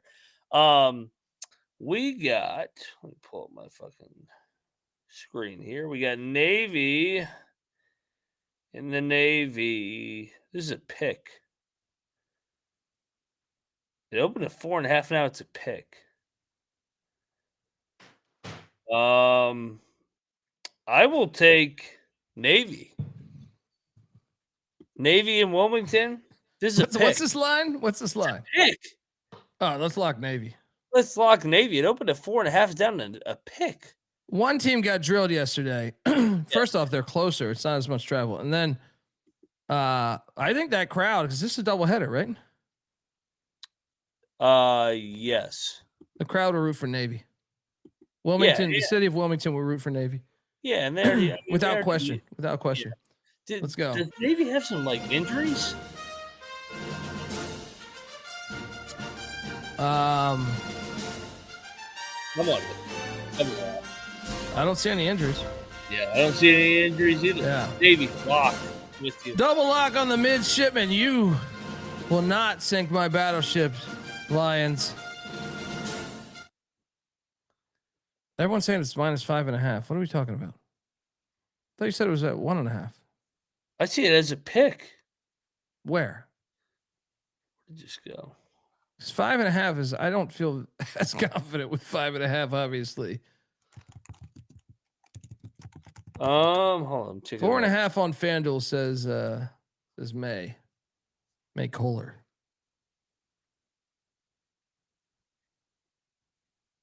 If it's 5.5, if it's 5.5, I'm not locking this shit. I'll take Navy, but it is 4.5. Sorry, I was wondering why it went from 4.5 to fucking pick. I was like, what the fuck? I'll lay at 4.5. I'm going to lay it, but I'm not going to lock it. Take away that lock. Same. Yeah, no lock. I'll lay with Navy. Bounce back. No bet. Next up, Bethune. All right, now this I will lock.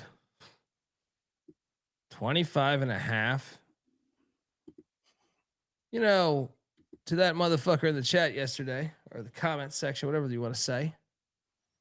In 2022, Bethune Cookman traveled up to Assembly Hall, and they lost by 52 points. I reference these because that's the last time they were there. It adds to the pizzazz of the fucking show. I like to think, at least. And it does not factor into my handicap, but I am taking Bethune plus 25.5. Paging Dr. Bradley. They're going to stay within this number. Indiana just beat Purdue in a fucking rivalry game. They're all drunk at the bars right now. Didn't they get a player suspended for being out at the club last year? Yes. Now I will say that was the Mike Woodson era. I know, but still, you know, you're 18 to 22. Let's go. Give me Bethune. Lock that shit up. Give me my Wildcats. You going in? W-I-L-D. That's W-I-L-D. Wildcat. Absolutely. First half money line, dude. Potentially. First half money line. I kind of think they're live in the first half. I mean, they're off K-State, a nice win, made a bunch of shots. They got the Big Ten opener this week. Saturday early tip after they just clinched 12-0. No way. Come on, Bethune. Lock it up. Yeah. Double lock on these Wildcats. That's W-I-L-D. Wildcats. Next up, we are going to Highland Heights. Northern Kentucky's laying 5.5.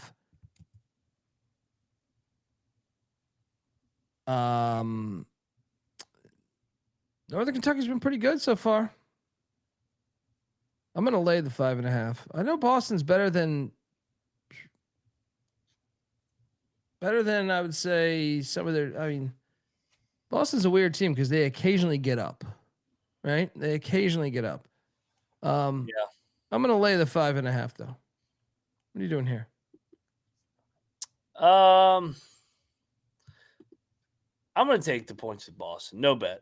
Yeah. No bet for me either. Yeah. Next up. Oh, we got a classic going on as Detroit is a road favorite. Laying 2.5. When's the last time they were a road favorite? I don't remember this ever happening. What the fuck? They're on a 4-game losing streak, and they're a road favorite at Niagara. This is telling, right?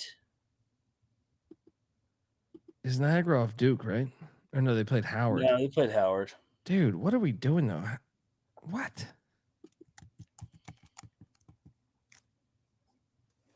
Telling you, so you're saying we should bet Detroit? Because I was gonna say like we gotta take. I mean, I kind of want to fade the first time they're ever favored, but you got a point by saying if the books are telling you that, then they're telling you that. But yes. So you're saying you want to bet Detroit? We bet Detroit. I think so, man. Like, why are they favored? I mean, if anything, Niagara only losing to Howard by 10 is actually somewhat impressive, I guess. Who is Detroit? What have they done on their body of work? Have they been feisty at all? I don't think they have. They did play last year. Detroit did beat them last year. So, Detroit is better. Like they played Toledo close. All right. Let's bet Detroit. Let's go. Detroit Bet Detroit. in Niagara. Lay the 2.5. Double lock on the Mercy. There's a The 2 hospital. out there. There's a 2 out Oh, there. it's a flat 2. Let's take that. We're gonna need that. We will need that. Next up, we have Alcorn State La Tech. This is a double header, I believe, or the championship. This is the championship, right? This is the championship in Ruston on their MTE. They played a few years ago. La Tech won by 33, but that was a different La Tech team. What's this number? No number out yet. Projection 10. I would take Alcorn in 10. I would take Alcorn 2 and 10. Check the picks page. Yeah. Hopefully this line out. Yeah. Longwood is taking on Maine. What's this number? We gotta go. No line. Longwood laying 3 on KenPom, dude. If that's the line, I'm locking Maine. I'll be betting Maine tomorrow. I'll jump in on Maine too. But check the picks page. We don't know these numbers. We're speculating. Next up we have Manhattan is in West Point taking on Army. I see this one. Manhattan laying 1.5. 156.5 is the over under. I think Manhattan's the smart play, dude. I think we should bet Manhattan. I think so too. As much as I hate, I kind of want to bet Manhattan. As much as I hate Gallagher's a good coach, man. Yeah. I think they're just. I know they were just in Hawaii not that long ago, but I'm still. Yeah. Let's go. Jaspers. Army's off 1.5. a win too. Army's off a win. Lay the 1.5. Yeah.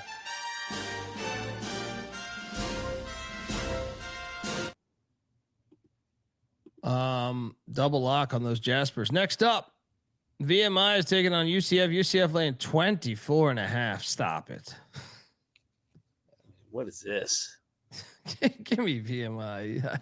I can be talked into betting the key debts. I don't know. I'm gonna take the points with VMI, but do we really want to bet this one? No. Let's continue. Yeah, let's just stay away. Stay away. Upstate is in Lincoln, Nebraska. How about those idiots?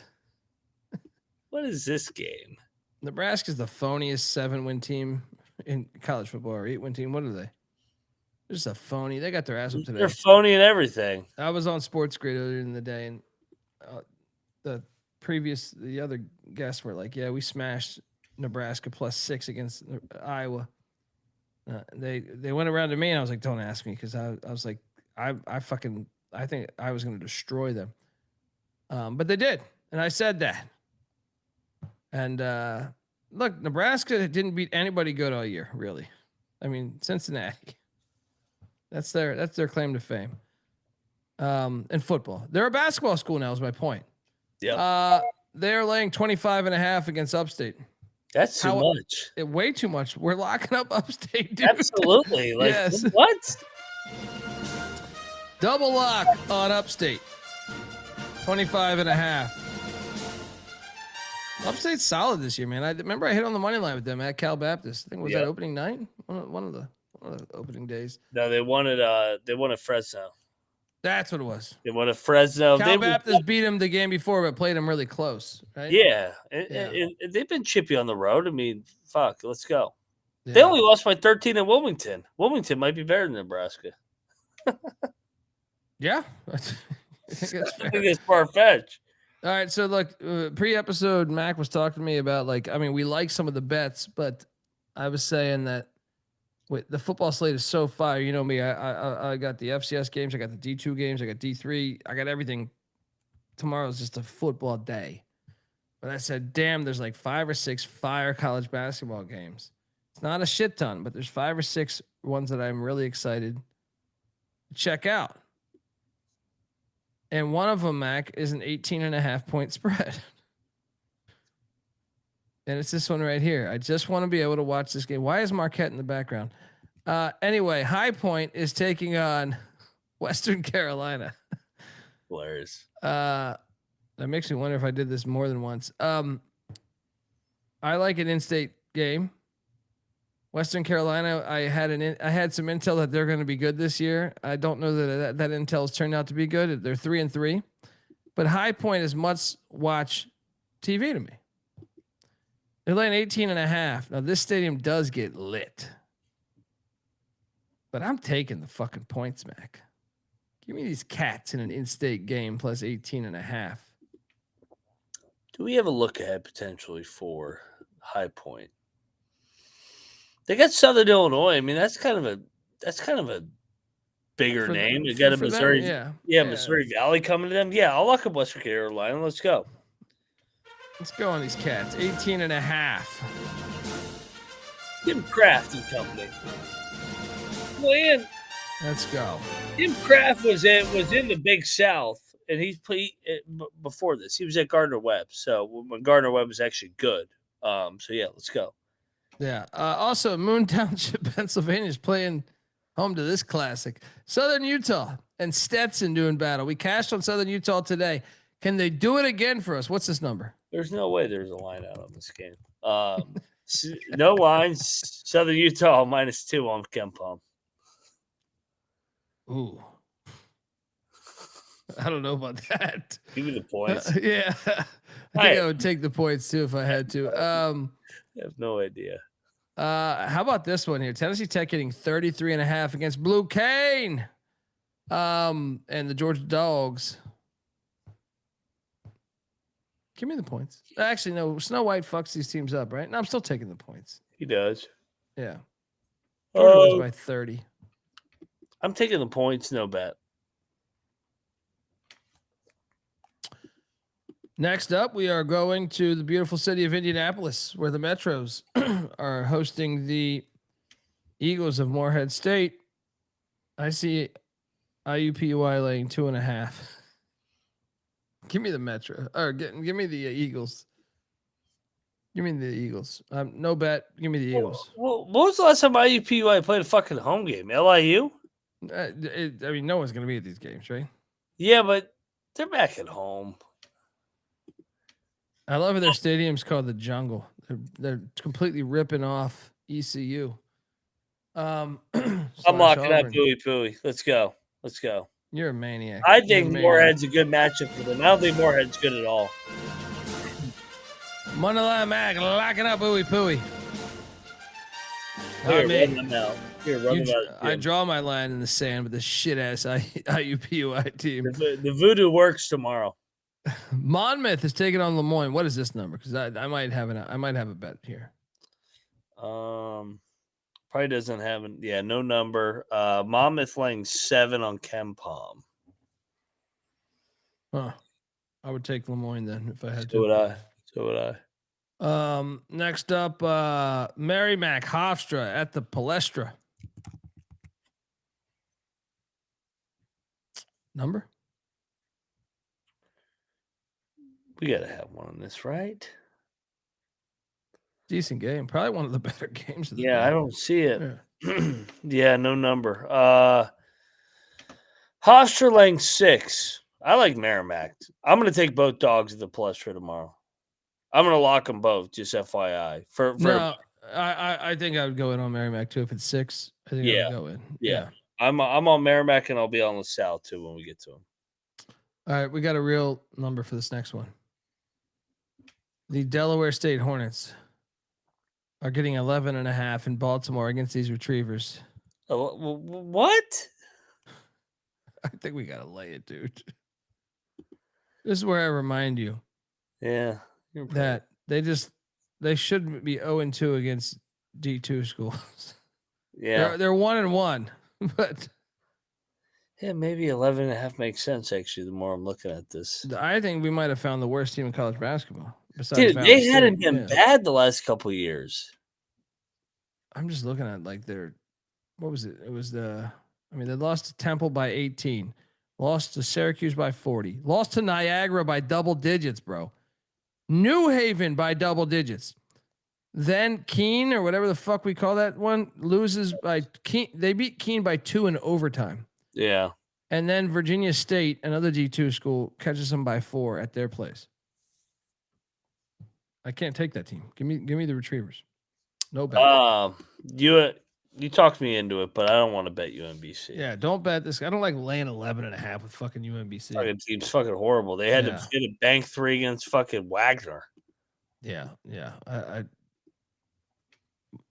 No play. Bryant is taking on Harvard. Harvard laying 8.5. All right. I mean, come on. Bet Bryant? Actually, no. I don't. I was gonna say we should, but since Boston College beat them down, I think we should stay away. They are off 3 in a row losses. Yeah. Bryant's still trying to figure out their identity under Jamie and Christian. No bet. I'll take the points. Yeah, I mean, I would say no bet, but I'd take the points if I had to, but I'm not betting that shit. Houston Christian's taking on Georgia Southern. Georgia Southern's like 6.5. This I think we should go in on. Southern's got to win one of these games, right? How many they lost in a row? I feel like They've lost 4 in a row. Southern's the play. Let's take Southern. And Houston Christian they back-to-back road spot here coming down from the Citadel. I agree. Georgia Southern, lock it up. Double lock Charlie on Henry. Southern.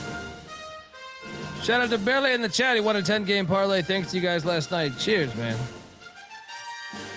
Glad we could help out, man. Double lock on Georgia Southern. All right. Now back to my conversation. There's 5 or 6 games I'm super excited about. I think you can make a case this is the best game of the day right here. JMU is at George Mason. George Mason, though, is laying 12.5 points, Mac. I must bet JMU plus 12.5. Abso-fucking-lutely. I think the money line's fucking live, dude. I think George Mason's definitely the better team, but this is a rivalry. They're separated. Like, give me the 12.5. I will put some solid money on that. Sprinkle that plus 500 in. Let's go. You in? Absolutely. Last year they played at JMU, back and forth game. Mason wins by 5. Revenge on the mind. JMU, Preston Spradling, Foxhole. Let's go. JMU, lock it up. Double lock on JMU. Shout out to our friend GBO Farms. Let's go Golden Eagles, buddy. And I say let's go Golden Eagles because you're getting pissed on today, brother. Oh yeah. You are getting pissed on in football today, buddy. Oh yeah, baby. Bring your goddamn raincoat. All right. I love this JMU George Mason game. They couldn't pick a worse time to put the game on though. Mm-hmm. Next up we have. Didn't I click this? Come on. Southern is in Natchitoches. Take it on Northwestern State. Northwestern State is catching 2.5 at home. That's the play, buddy. Give me Northwestern State this? money line. It's fucking locked. Plus 115. Let's go. Double lock. Yeah.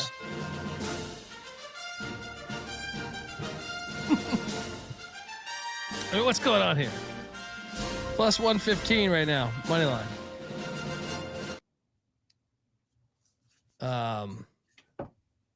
Next up, we got fucking Dartmouth is taking on St. Peter's. What's this line? St. Peter's laying 1.5. I'll lay it. Yeah, I'll lay it. No point. No bet though. No bet. No conviction here. Next up, Texas State and Lehigh in Vegas.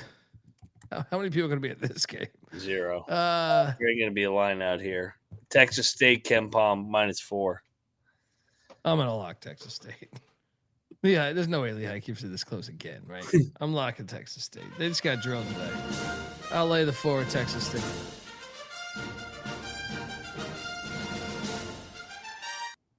Mac? I'm taking Lehigh, no bet.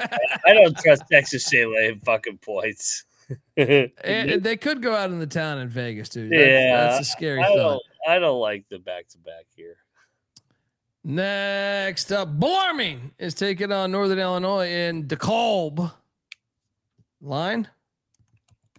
Why is there not a line out on this one? I don't see a Kempom line either. Interesting. All right, check the picks page. This game's still happening? Maybe that blizzard. That could be an X factor. Could be. Is the game canceled? There's a big snowstorm going through. Ohio State's about to find out about that. Yep. Gardner Webb is taking on Wilmington. You got a line on this? No line. Kempom's 22. Oh my god.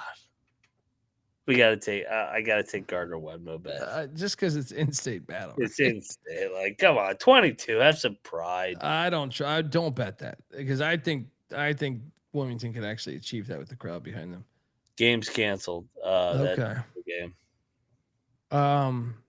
Good thing they got that football game in. Shout out to Kent State. Shout out to our play on Kent State. There we go. Stephen F. Austin, UT Arlington. This game's awesome. Stephen F. Austin's laying 1.5. Both teams are pretty good this year, man. I'm going to take Stephen F., but no bet. I'm going to buy into Stephen F., man. I'll lock it up. I like Bauer year one. I like what I've seen. Give me these Jacks. Moneyline Mac, lock it up, the Lumberjacks of Stephen F. Austin. Nope. Next up, we got Western Michigan and Valpo. I just hit on Valpo. This is we should hit Valpo -5.5. I'm gonna bet that. I'm gonna lay the 5.5 with Valpo. Valpo just got beat by Southern Indiana. Moneyline dog that I was on. Western Michigan is still a terrible fucking basketball team. You should bet Valpo. Cosign. You give in? me Valpo and Powell. Yeah, Coach Powell. Let's go. Lock it up. Lay the 5.5 with Valpo. It's a good bet. It's one of the better ones, I think, of the day.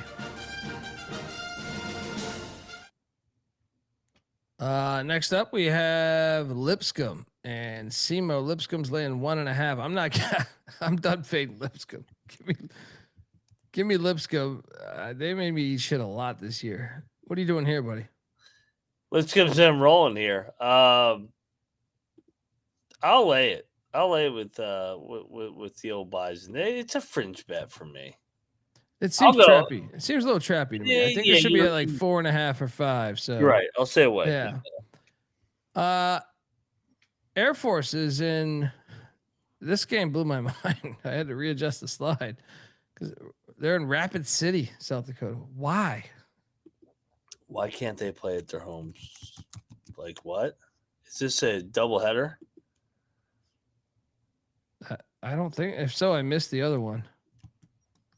It's at the Monument. No, it's a one-game showcase. What the fuck is this? Why?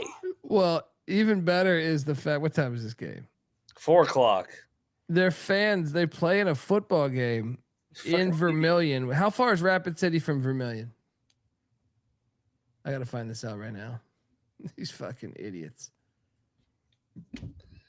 Rapid City.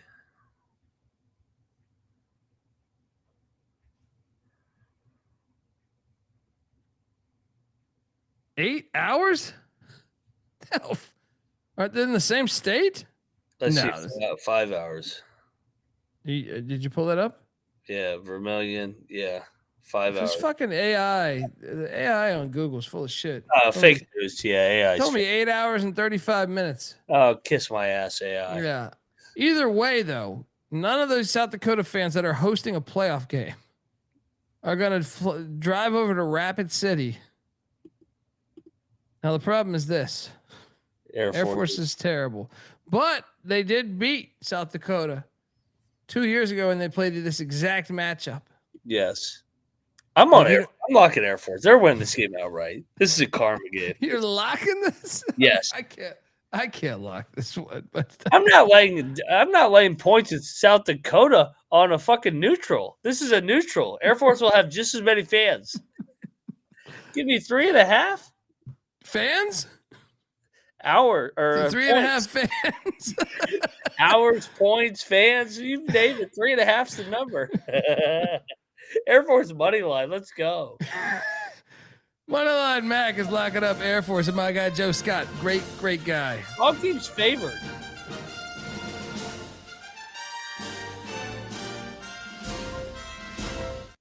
Shout out to Brandon Davis. It says crazy to think Arizona football was 2 or 3 plays away from being 11-1 in the Big 12 championship game. Yeah. Amen. And I Mac, I mean, I think I got some shit on this last year, and even Matola. If you're listening, he's definitely not listening to this because he's shit faced drunk. You texted me earlier. No, he's right there. Is he in here, Matola? He's right there. Okay. Matola, I think you owe me an apology, and Mac too. But I feel like Daniel fucking said Dillingham sucked 2 years ago, and now Matola's saying fucking Brennan sucks. They're both good. They're both great coaches. I don't think people realize like San Jose State does not throw money into their football program. Yes, you're in California and you're surrounded by talent, but they don't throw the money in there that they should. So I think winning there is incredibly hard. Brent Brennan not only beat SEC teams, he won the fucking conference. Right?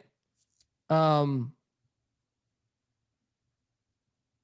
I died on that train. I said, you guys got a good coach. Like the amount of people that said he'd be the first coach fired. I didn't even think he should be on the fucking hot seat, Mac. Amen. Amen. Like, what are we talking about here? You're going to give the guy 12 months with a roster that was gutted? They had no line play last year. Yeah.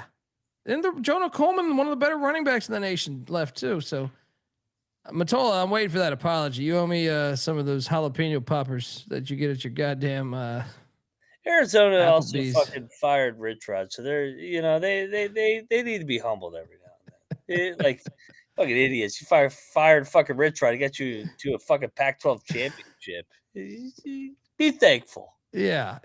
Just offer having sex with the assistant. Oh, come on. I thought that was the point of being the coach, right? Dude, that's a Taco Tuesday in Morgantown. What are you talking about here? I worked at Blockbuster Video once, and I watched a girl fuck her way to management, and no one had any complaints. No one got fired, right? Yeah. I'm talking like I watched like a 20-year-old girl fuck her way to manager, all in like a 4 month, like 4 months. She fucked her way to the top. No one complained at all. Rich Rod just goes out, buys a few margaritas with some broad, has a good time, and all of a sudden he's fired. They're not consistent. And They're that's not why fucking I said, consistent, man. Come on home, Coach Rod. Let's go. Guess who didn't get a promotion at any time? Pick Dundee, right? I was still fucking rewinding fucking Die Hard 3, right? Meanwhile, this broad over here is on top. She's smooth sailing, telling me what fucking hours I need to be working, clean the gumball machine, all that shit. We're the same fucking age, right? But she fucked her way to the top. Me, I just sat there, fucking watching movies. Fucking horse shit. Everyone wants to say this shit. This doesn't go the other way. Fuck off. I've seen that shit a million times. Fuck off. I've seen it in stand up too. Yeah, I'll take Air Force. I'm not betting it like this fucking maniac. Come on. You're right at the top like the fucking flight up there with the air. Colby, you're going to have to press. Colby, make sure all these tapes are rewound, right? What are you talking about? Why are you telling me these orders? Well, because I sucked Ronnie's dick last night. And guess what? Ronnie's the regional manager, right? And I did it right here in this store while you were working. And I was working. I was getting paid. And you were actually dealing with this big ass line, right? It's fucking nonsense. What a dumb fucking world we live in. She was just fucking going to plow down in the back. I don't even blame her, because if we had a hot chick regional manager, I would have tried it at that point too. But it wouldn't have worked, because then I would have been fired probably, right? This guy on the clock trying to fuck me, right?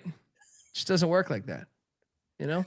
That's the problem, because guys will just say, yeah, this is great. This is you know damn well that dude was like meeting with other regional managers, was like, this is perks of the job. I got this old 20-year-old Rebecca, right? Over here, right? Perks of the job of being a regional manager of Blockbuster. I got this dumb shit Dundee over here. Watching, he keeps putting on the NFL Crunch Time video from the 80s that no one's rented in 10 fucking years. What are we talking about? You got a line? No line here? I don't know. I was enjoying that. No line here. So what do we got? I can just tell you this. You know your life is shit when you got to clean a gumball machine. All right? When someone gives you orders to clean the gumball machine, that's when I was like, this shit ain't gonna last. I'll do it because I need the money. But goddamn it, I have a fire behind me. And then next summer I was working at a grocery store, bagging fucking groceries. So who won? All right. I was a dick to Stephen Davis once. The running back for the Redskins. Yeah. I was a dick. I'll be honest.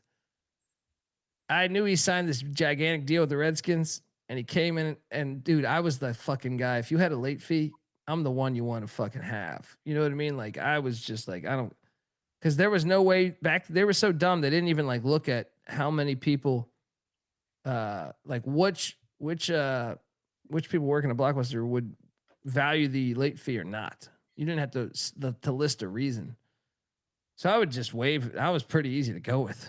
Yeah. I was like, this is ridiculous. You turned it in 6 hours late. They're charging you like you rented the whole fucking movie again. I got you, dude. I got you. Right. Stephen Davis, though, he came in. He's like, dude, that's a late fee. And I was like, dude, I know you just signed like $100 million contract. Right. Like, I was like, you are going to have to pay for this $4. Right. And in hindsight, as I grew older, I think I was in the wrong. I think I was mean to Stephen Davis. Right? I think that was because it's like, dude, I should judge it by just, hey, you know what I mean? Like, it's a ridiculous rule to pay the same exact price for being a few hours late. When I judged him based off of how much money he made, you know, I feel like I'm in the wrong in hindsight. If I could do it over, Stephen Davis, if you're out there listening to the American Sienna preview part of the college basketball experience, I want to let you know that I owe you $5. Sienna is no, I think America's going to beat Sienna tomorrow, actually, buddy. Sienna -3 on KenPom, no line out. You like American to bounce back at their home arena? I wait. Bounce back. They won today. Yeah, what are you talking about? They beat Maine. Yeah, sorry, got them confused. No, not Navy. They beat fucking Maine. You're cocaine bears. That's what I said. Oh, I thought you said Navy. Okay. Yeah, no, I said I got confused. This game is basically like cleaning that gumball machine. I'm not betting this game. Give me America. Being up at 4:16 in the morning, it's talking American Sienna basketball on the same level as the gumball machine, perhaps, depending on how you look at it. Not for me, but perhaps management if they were to be interviewed. Mercer is taking on Elon. Elon is laying 1.5 at Mercer's. Dude, I thought about going to this game, but my mind forgot that I was thinking this was a Sunday because Black Friday. I thought today was Saturday because there was that many football games on.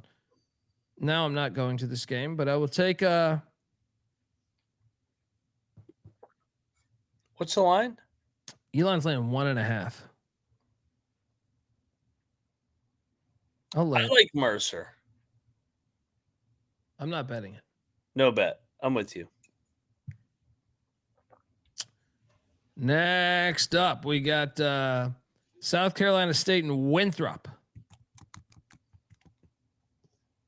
Winthrop's laying 20.5. Get the fuck out of here. What is this? Lock. Come on. First half money line available. 20.5. Now, to be fair, I have eaten a ton of shit with South Carolina State this year, but we covered the last time they played, right? I think it was. I think Yeah, we hit on that. they covered Yeah. against Missouri. They lost a 1-point game against South Dakota. 20 and a half. Winthrop's good, but come on, they got a lot of staples, man. South Carolina State's covered the last 3. Let's go. Lock Dude, it up. First half money line sprinkle. First half money line. I mean, honestly, I wouldn't even be surprised if this is a fucking 4-point game at like 2 minutes left. Yes. In-state battle. E-Mart, let's go. I might even sprinkle this money line. Let's go. 1,800. I see plus 2,000. Whew. Let's go. UMKC is hopping on over to Ogden, Utah to take on Weber State. Weber State's playing 10.5. Give me the points. No bet. I'm laying it, man. Fucking UMKC sucks. But I will not. There's no way they're excited about playing UMKC. You're laying double digits with fucking Weber. UMKC is god awful. I know. I hate them too. All right. Still, I'll take the points. No bet. Next up, we have Howard taking on Mount St. Mary's. Mount St. Mary's laying 3.5.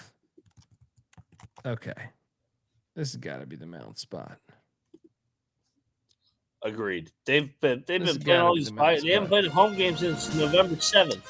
I'm laying the 3.5. And this is like not far away to Emmitsburg, DC. Double lock. Mount St. Mary's laying 3.5. Cosign. Next up, we have Montana State heading into Logan. Utah State's laying 19.5. This is a Danny Sprinkle game. I'll lay it. This building is very challenging. Utah State hasn't played since Sunday when they won that tournament. I think Montana State hangs in here. I think this could be the sleepy spot for the old Aggies. They have South Florida on deck.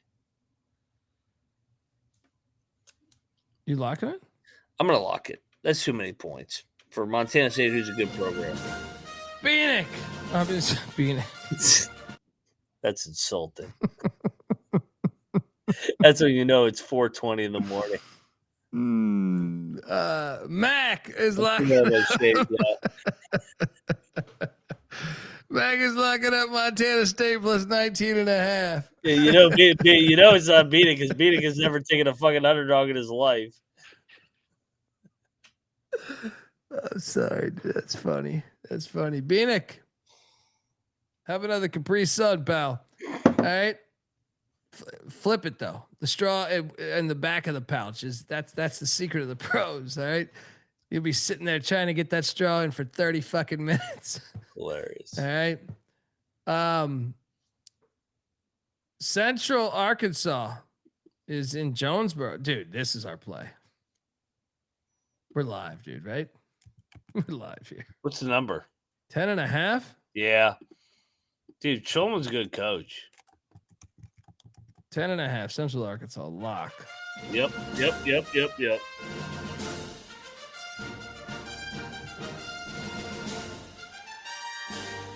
You're all impressed, man. We are on the roll right now. Norfolk State's taking on Arizona. Matola. Matola's on cloud 9 here. Matola, you owe me, brother. When I see you you better be going to March Madness. I'm ordering fucking 10 orders of Bieniek's chicken tenders and jalapeno poppers on your goddamn card. All right.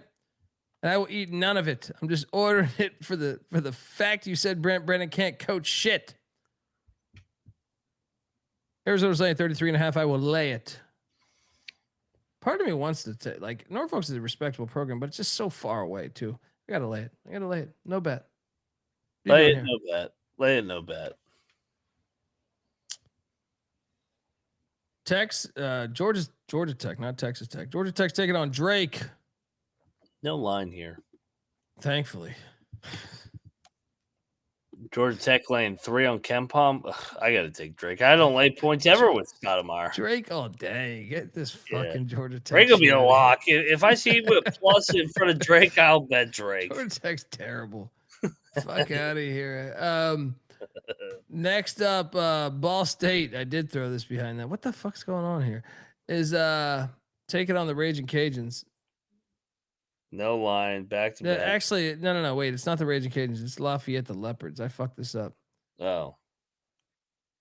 Ball State's laying 1.5. This is a back to back. I'll take Lafayette. No bet. Yeah. Give me Ball State, no bet. Oh, here we go. Oh yeah, this is a money line. These shipments have not been coming in. Yeah, well, Fran's taking down Fran here. Penn is laying 4.5. Oh come on. Fran beat him last year. The correct Fran won last year. Plus 170 in the money line. You're telling me to take LaSalle? I can't. You have to. You think Penn's going to win back to back in that building? LaSalle has cost me like $500 this season, dude. A little cold here. Lost 4 out of 5.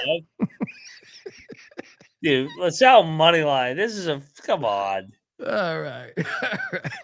We've already lost 2 in the Philly 5. We're getting this one, LaSalle. But I guarantee you don't realize what you're doing.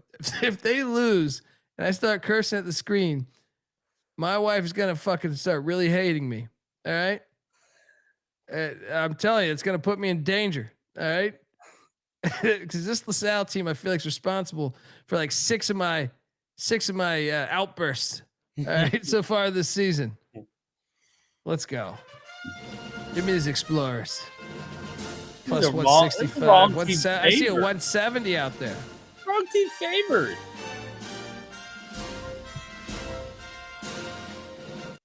Fucking LaSalle team. Let's go. Shout out to Gentle Giant. Like the show, bros, here from Mississippi. Cheers, man. Are you Ole Miss Ole Miss, or are you State, or are you the Rock in Hattiesburg? Gotta let us know. Or Jackson. Don't forget Jackson.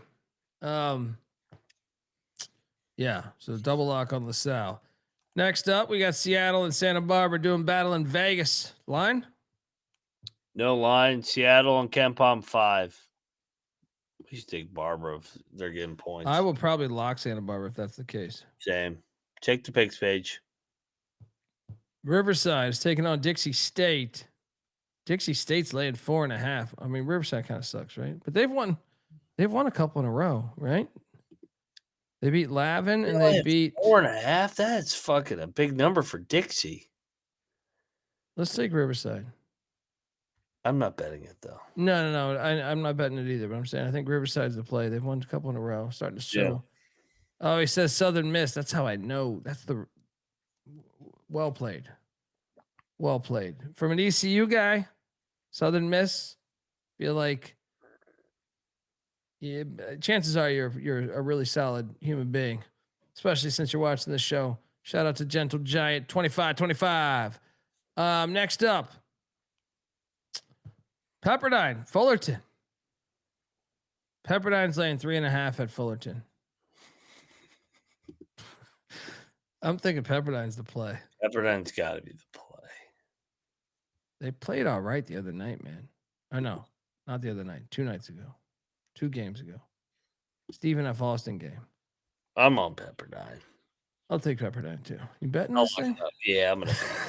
Let's go. They're so much better than Fullerton. They're 1 game better right now in the standings. Yeah, but they just look better. I'll take Pepperdine too. Let's go. I know we got ties there. Tough loss to President game. And I'm sorry we don't have a slide available for the other game in Quebec of how do I pronounce this? Wananta State against Colgate. Yeah, I'm disappointed you don't have that. I might watch it though. In the summer. Wofford is taking on EKU. Okay. EKU's laying 1.5. All right, I'm locking EKU. Get the fuck out of here. Enough. Let's This go. is one of the best plays. Yeah. One of the Again, best plays of the day. here we go again. Here we go in. 1-5 team. Yeah, this is it. One of the best plays of the day. I love this play. I was like, can you give us a reason, Jeff? Shout out to Jeff Sharp. Well, why is a 1-win team favored against a team with a winning record? And how about this? Wofford's slow, and EKU wants to play fast. EKU has yet to beat a D1 basketball team. This is a good program. I know they lost in a close game against Western Kentucky, right? They got blown out at Vanderbilt. Surprise. Everyone's getting blown out against Vanderbilt. Then they did lose by 12 to or 15 to Kent State. Kent State's really good though. Right? Mercer, they lose by 12. Mercer's looking pretty fucking good. Northern Kentucky, they lose by 11. That's a rivalry game at their place, but Northern Kentucky's also 5-2. The schedule has been hard. This is where they get this thing rolling. No, he was asked about Pepperdine. Oh, Jeff, Pepperdine's not bad. They beat New Orleans, who's won multiple bye games. They hung in with UCLA already this year. They lost an overtime game to Northern Colorado, and they lost at the buzzer to fucking Stephen F. I actually think this team's pretty good. That finally they kind of got drilled the last game when they played my Fresno State Bulldogs, which and Fullerton's fucking still rigging games, I think. Still, so yeah. All right, now I want to take you back to our card of awesome games. Now, if you ask Joe Schmo on the street about this game, he'll tell you to get fucked, right? But for us sickos, we have an inner city battle here. Buffalo is taking on Canisius. Buffalo is laying 6.5. I personally think we should take Canisius. Buffalo's undefeated too, 7-0. Canisius chippy though at home, man. Inner city battle. Let's go. Let's go. You in? Block? Absolutely. I'm gonna take fucking like Jim Christian here is a little chippy dog at home. That's what I'm saying. 6.5 plus 250 money line, a little in-state Buffalo on Buffalo action. Hopefully be some dildos thrown on the court like the good city of Buffalo does. Double lock these golden griffs. Finish. You know I like these little city games, man. Oh yeah. More of this, please. More of this, please. Buffalo has got to lose one of these games. I mean, goddamn, they're 7-0. They should have lost to Southern Miss. It was right there. Should have lost to Southern Miss. Next up, we have fucking Sacred Heart is traveling to Penn State. Penn State's saying 15.5. I'm still taking Sacred Heart. No bet. Lay it, no bet. Next up, we have Milwaukee and Akron. Akron laying 14.5. All right. Milwaukee beat them by 19 last year. That's the only problem.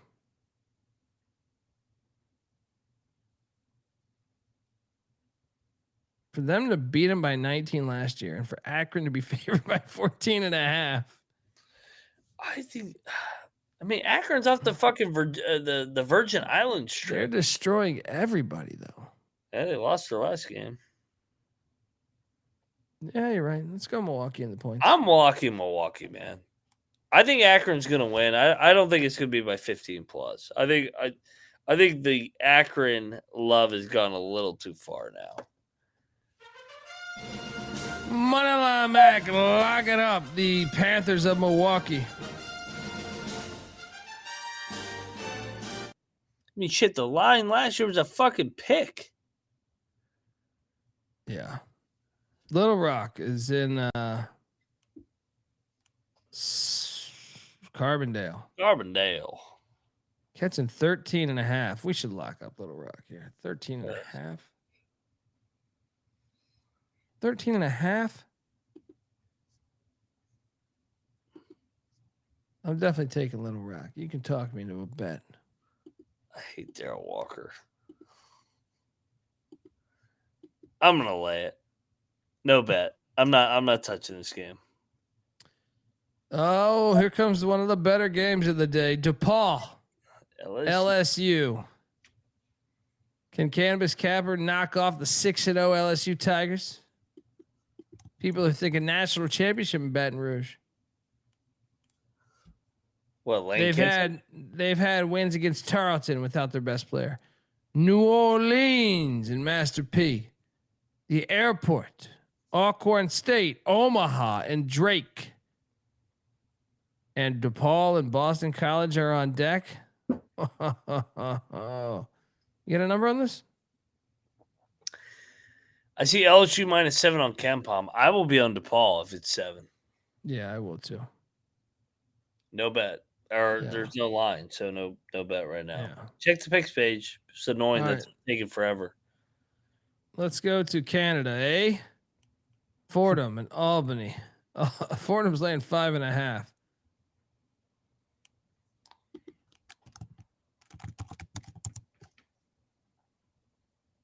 I'll take Albany in the points. I will too. I mean, should we bet Albany? They lost a tough one tonight. I mean, Fordham's a first-year head coach with McIntyre. You know what? Just because I love this, I love what we do, and I love the fact that I'm going to be sitting here watching a million awesome college football games, and I love the fact that I'm going to know that I have money on a game in college basketball in Quebec. Yes. In the middle of all that madness that I need to check in. Albany's live.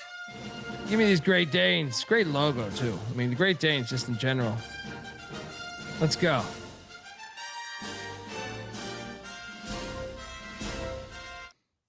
Next up. A little late night action here, huh? Oh, a little Cal Baptist and Oregon State. Shout out to Jay North. I don't know how you all do this. I'm barely getting by at work. Meanwhile, y'all are crushing these picks. Shout out, brother. Shout out. What's this number, Mac? Oregon State's favored by 1.5. Baptist is better than Oregon State, dude. They are. Is it? When's the Pac-2 game tomorrow?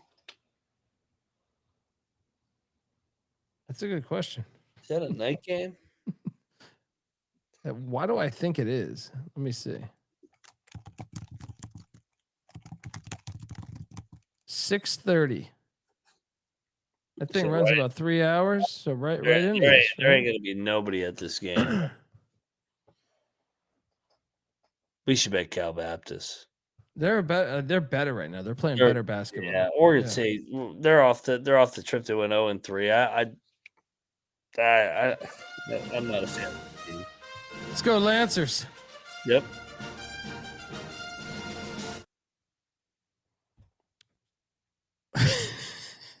Shout out to Jeff. Final game on the card. Sac State. Let's take it on Pacific. Give me this number. I had this one circled. Pacific laying 10.5. Damn. I think we got to bet Sac State. I was coming in thinking Pacific will be a good opportunity. Yeah. They're not far away, dude. Stockton and Sacramento is nothing. They're not far away at all. And you get Pacific coming off a nice 2-0 neutral site trip earlier in the week. Third game of the week here versus Sac State, who's kind of got the cruise a little bit. I think they're the more rested team. Regionality, Sac State, lock it up. I'll take you one further, man. Money Sprinkle line? the +1 or +450 money line. Yeah. Let's go.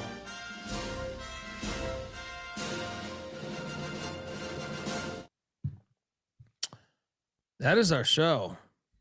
And we got to do our best bets. And then tomorrow morning, I will be live doing college football at 11 a.m. So we need to go to sleep. Man, top plays of the day.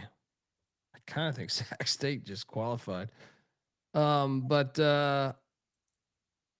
let me take you to, I think South Carolina State is one of the three. What was that number again? 20.5. That's fucking ridiculous. Like, get out of here with that bullshit. What are you talking about, man? They start like four out of 5 guys are white dudes that jump like a half inch off the fucking ground. No way. No way. No way. 2.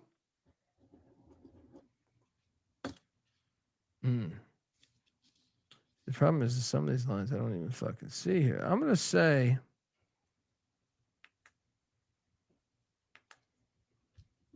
2. Let's go to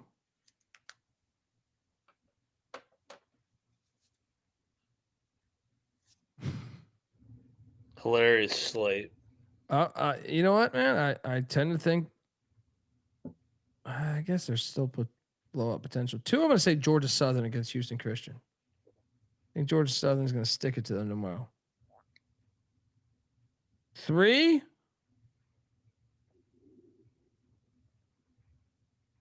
Give me Central Arkansas on the 10.5 against ETSU. Like it. The dogs. We gave out some fucking dogs today. Which one is the one I like most? Kind of like the Central Michigan ETSU one, but let me see if I can. The dog. Let's go. Man, I should have figured this shit out beforehand, but let's go with Canisius money line. Boom. Where are you going? It's right into my number 1. Canisius getting the 6.5 against Buffalo all day. JMU getting 12.5 against Mason. So we get back-to-back regionalities here with the Dukes and the Golden Griffs. EKU is going to right the ship here. Oh, that's a great play. That should have been one of my 3. That's And, my 4th. That's my 4th if you need that one. EKU. And the dog. I am so sick of this Penn Quaker bullshit. LaSalle is sitting on the money line. We're riding the ship here in the Philly 5 dogs. You're like a laugh. Yeah. Oh shit, John. Hold on, John. Right now. Anyway, if you're listening to this on the audio side, shout out to everyone tuning in. I just got to message our merch guy. We need youth size DGen only. I'm doing this in caps. You think he's gonna think I'm a prick? Man, he's gonna be like, this guy's retarded. Why is he messaging me in all caps? That's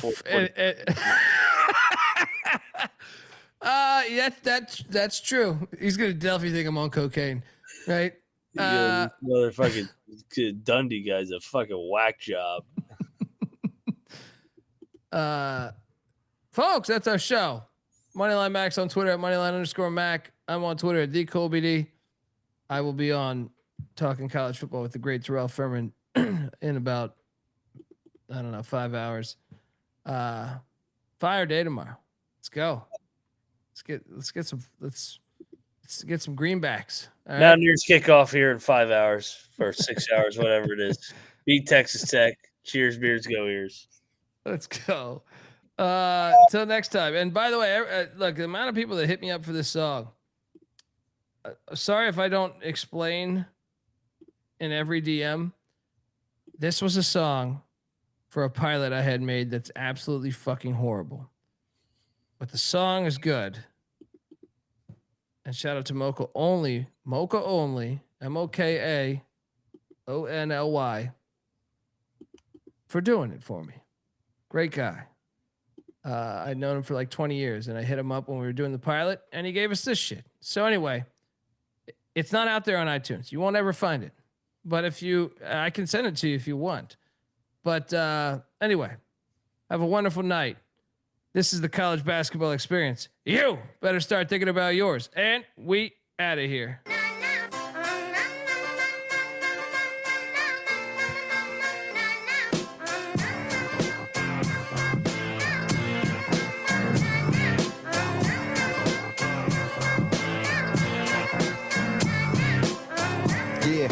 me thinking about the good shit. The minute that I seen your grill again, it made me good trip. Good jog the mind back like dog will wind that. Man, I didn't get mad when you never hit me can back, but the comings on was strong. Now my shit's coming along, you know the song. The truth is I'm pretty much on fire again. It's heating up for real, I'm alive again. And that's the attraction factor. Vancouver, Michigan with my rap disaster, yeah. You know you want it how you want it. No need to trip, cause I got it, doggone it. It's all yours and the extras too. All the super music and the sex for who? Just get it straight, cause he caught me in a good mood. Let me demonstrate what this time of year could do. Sing it.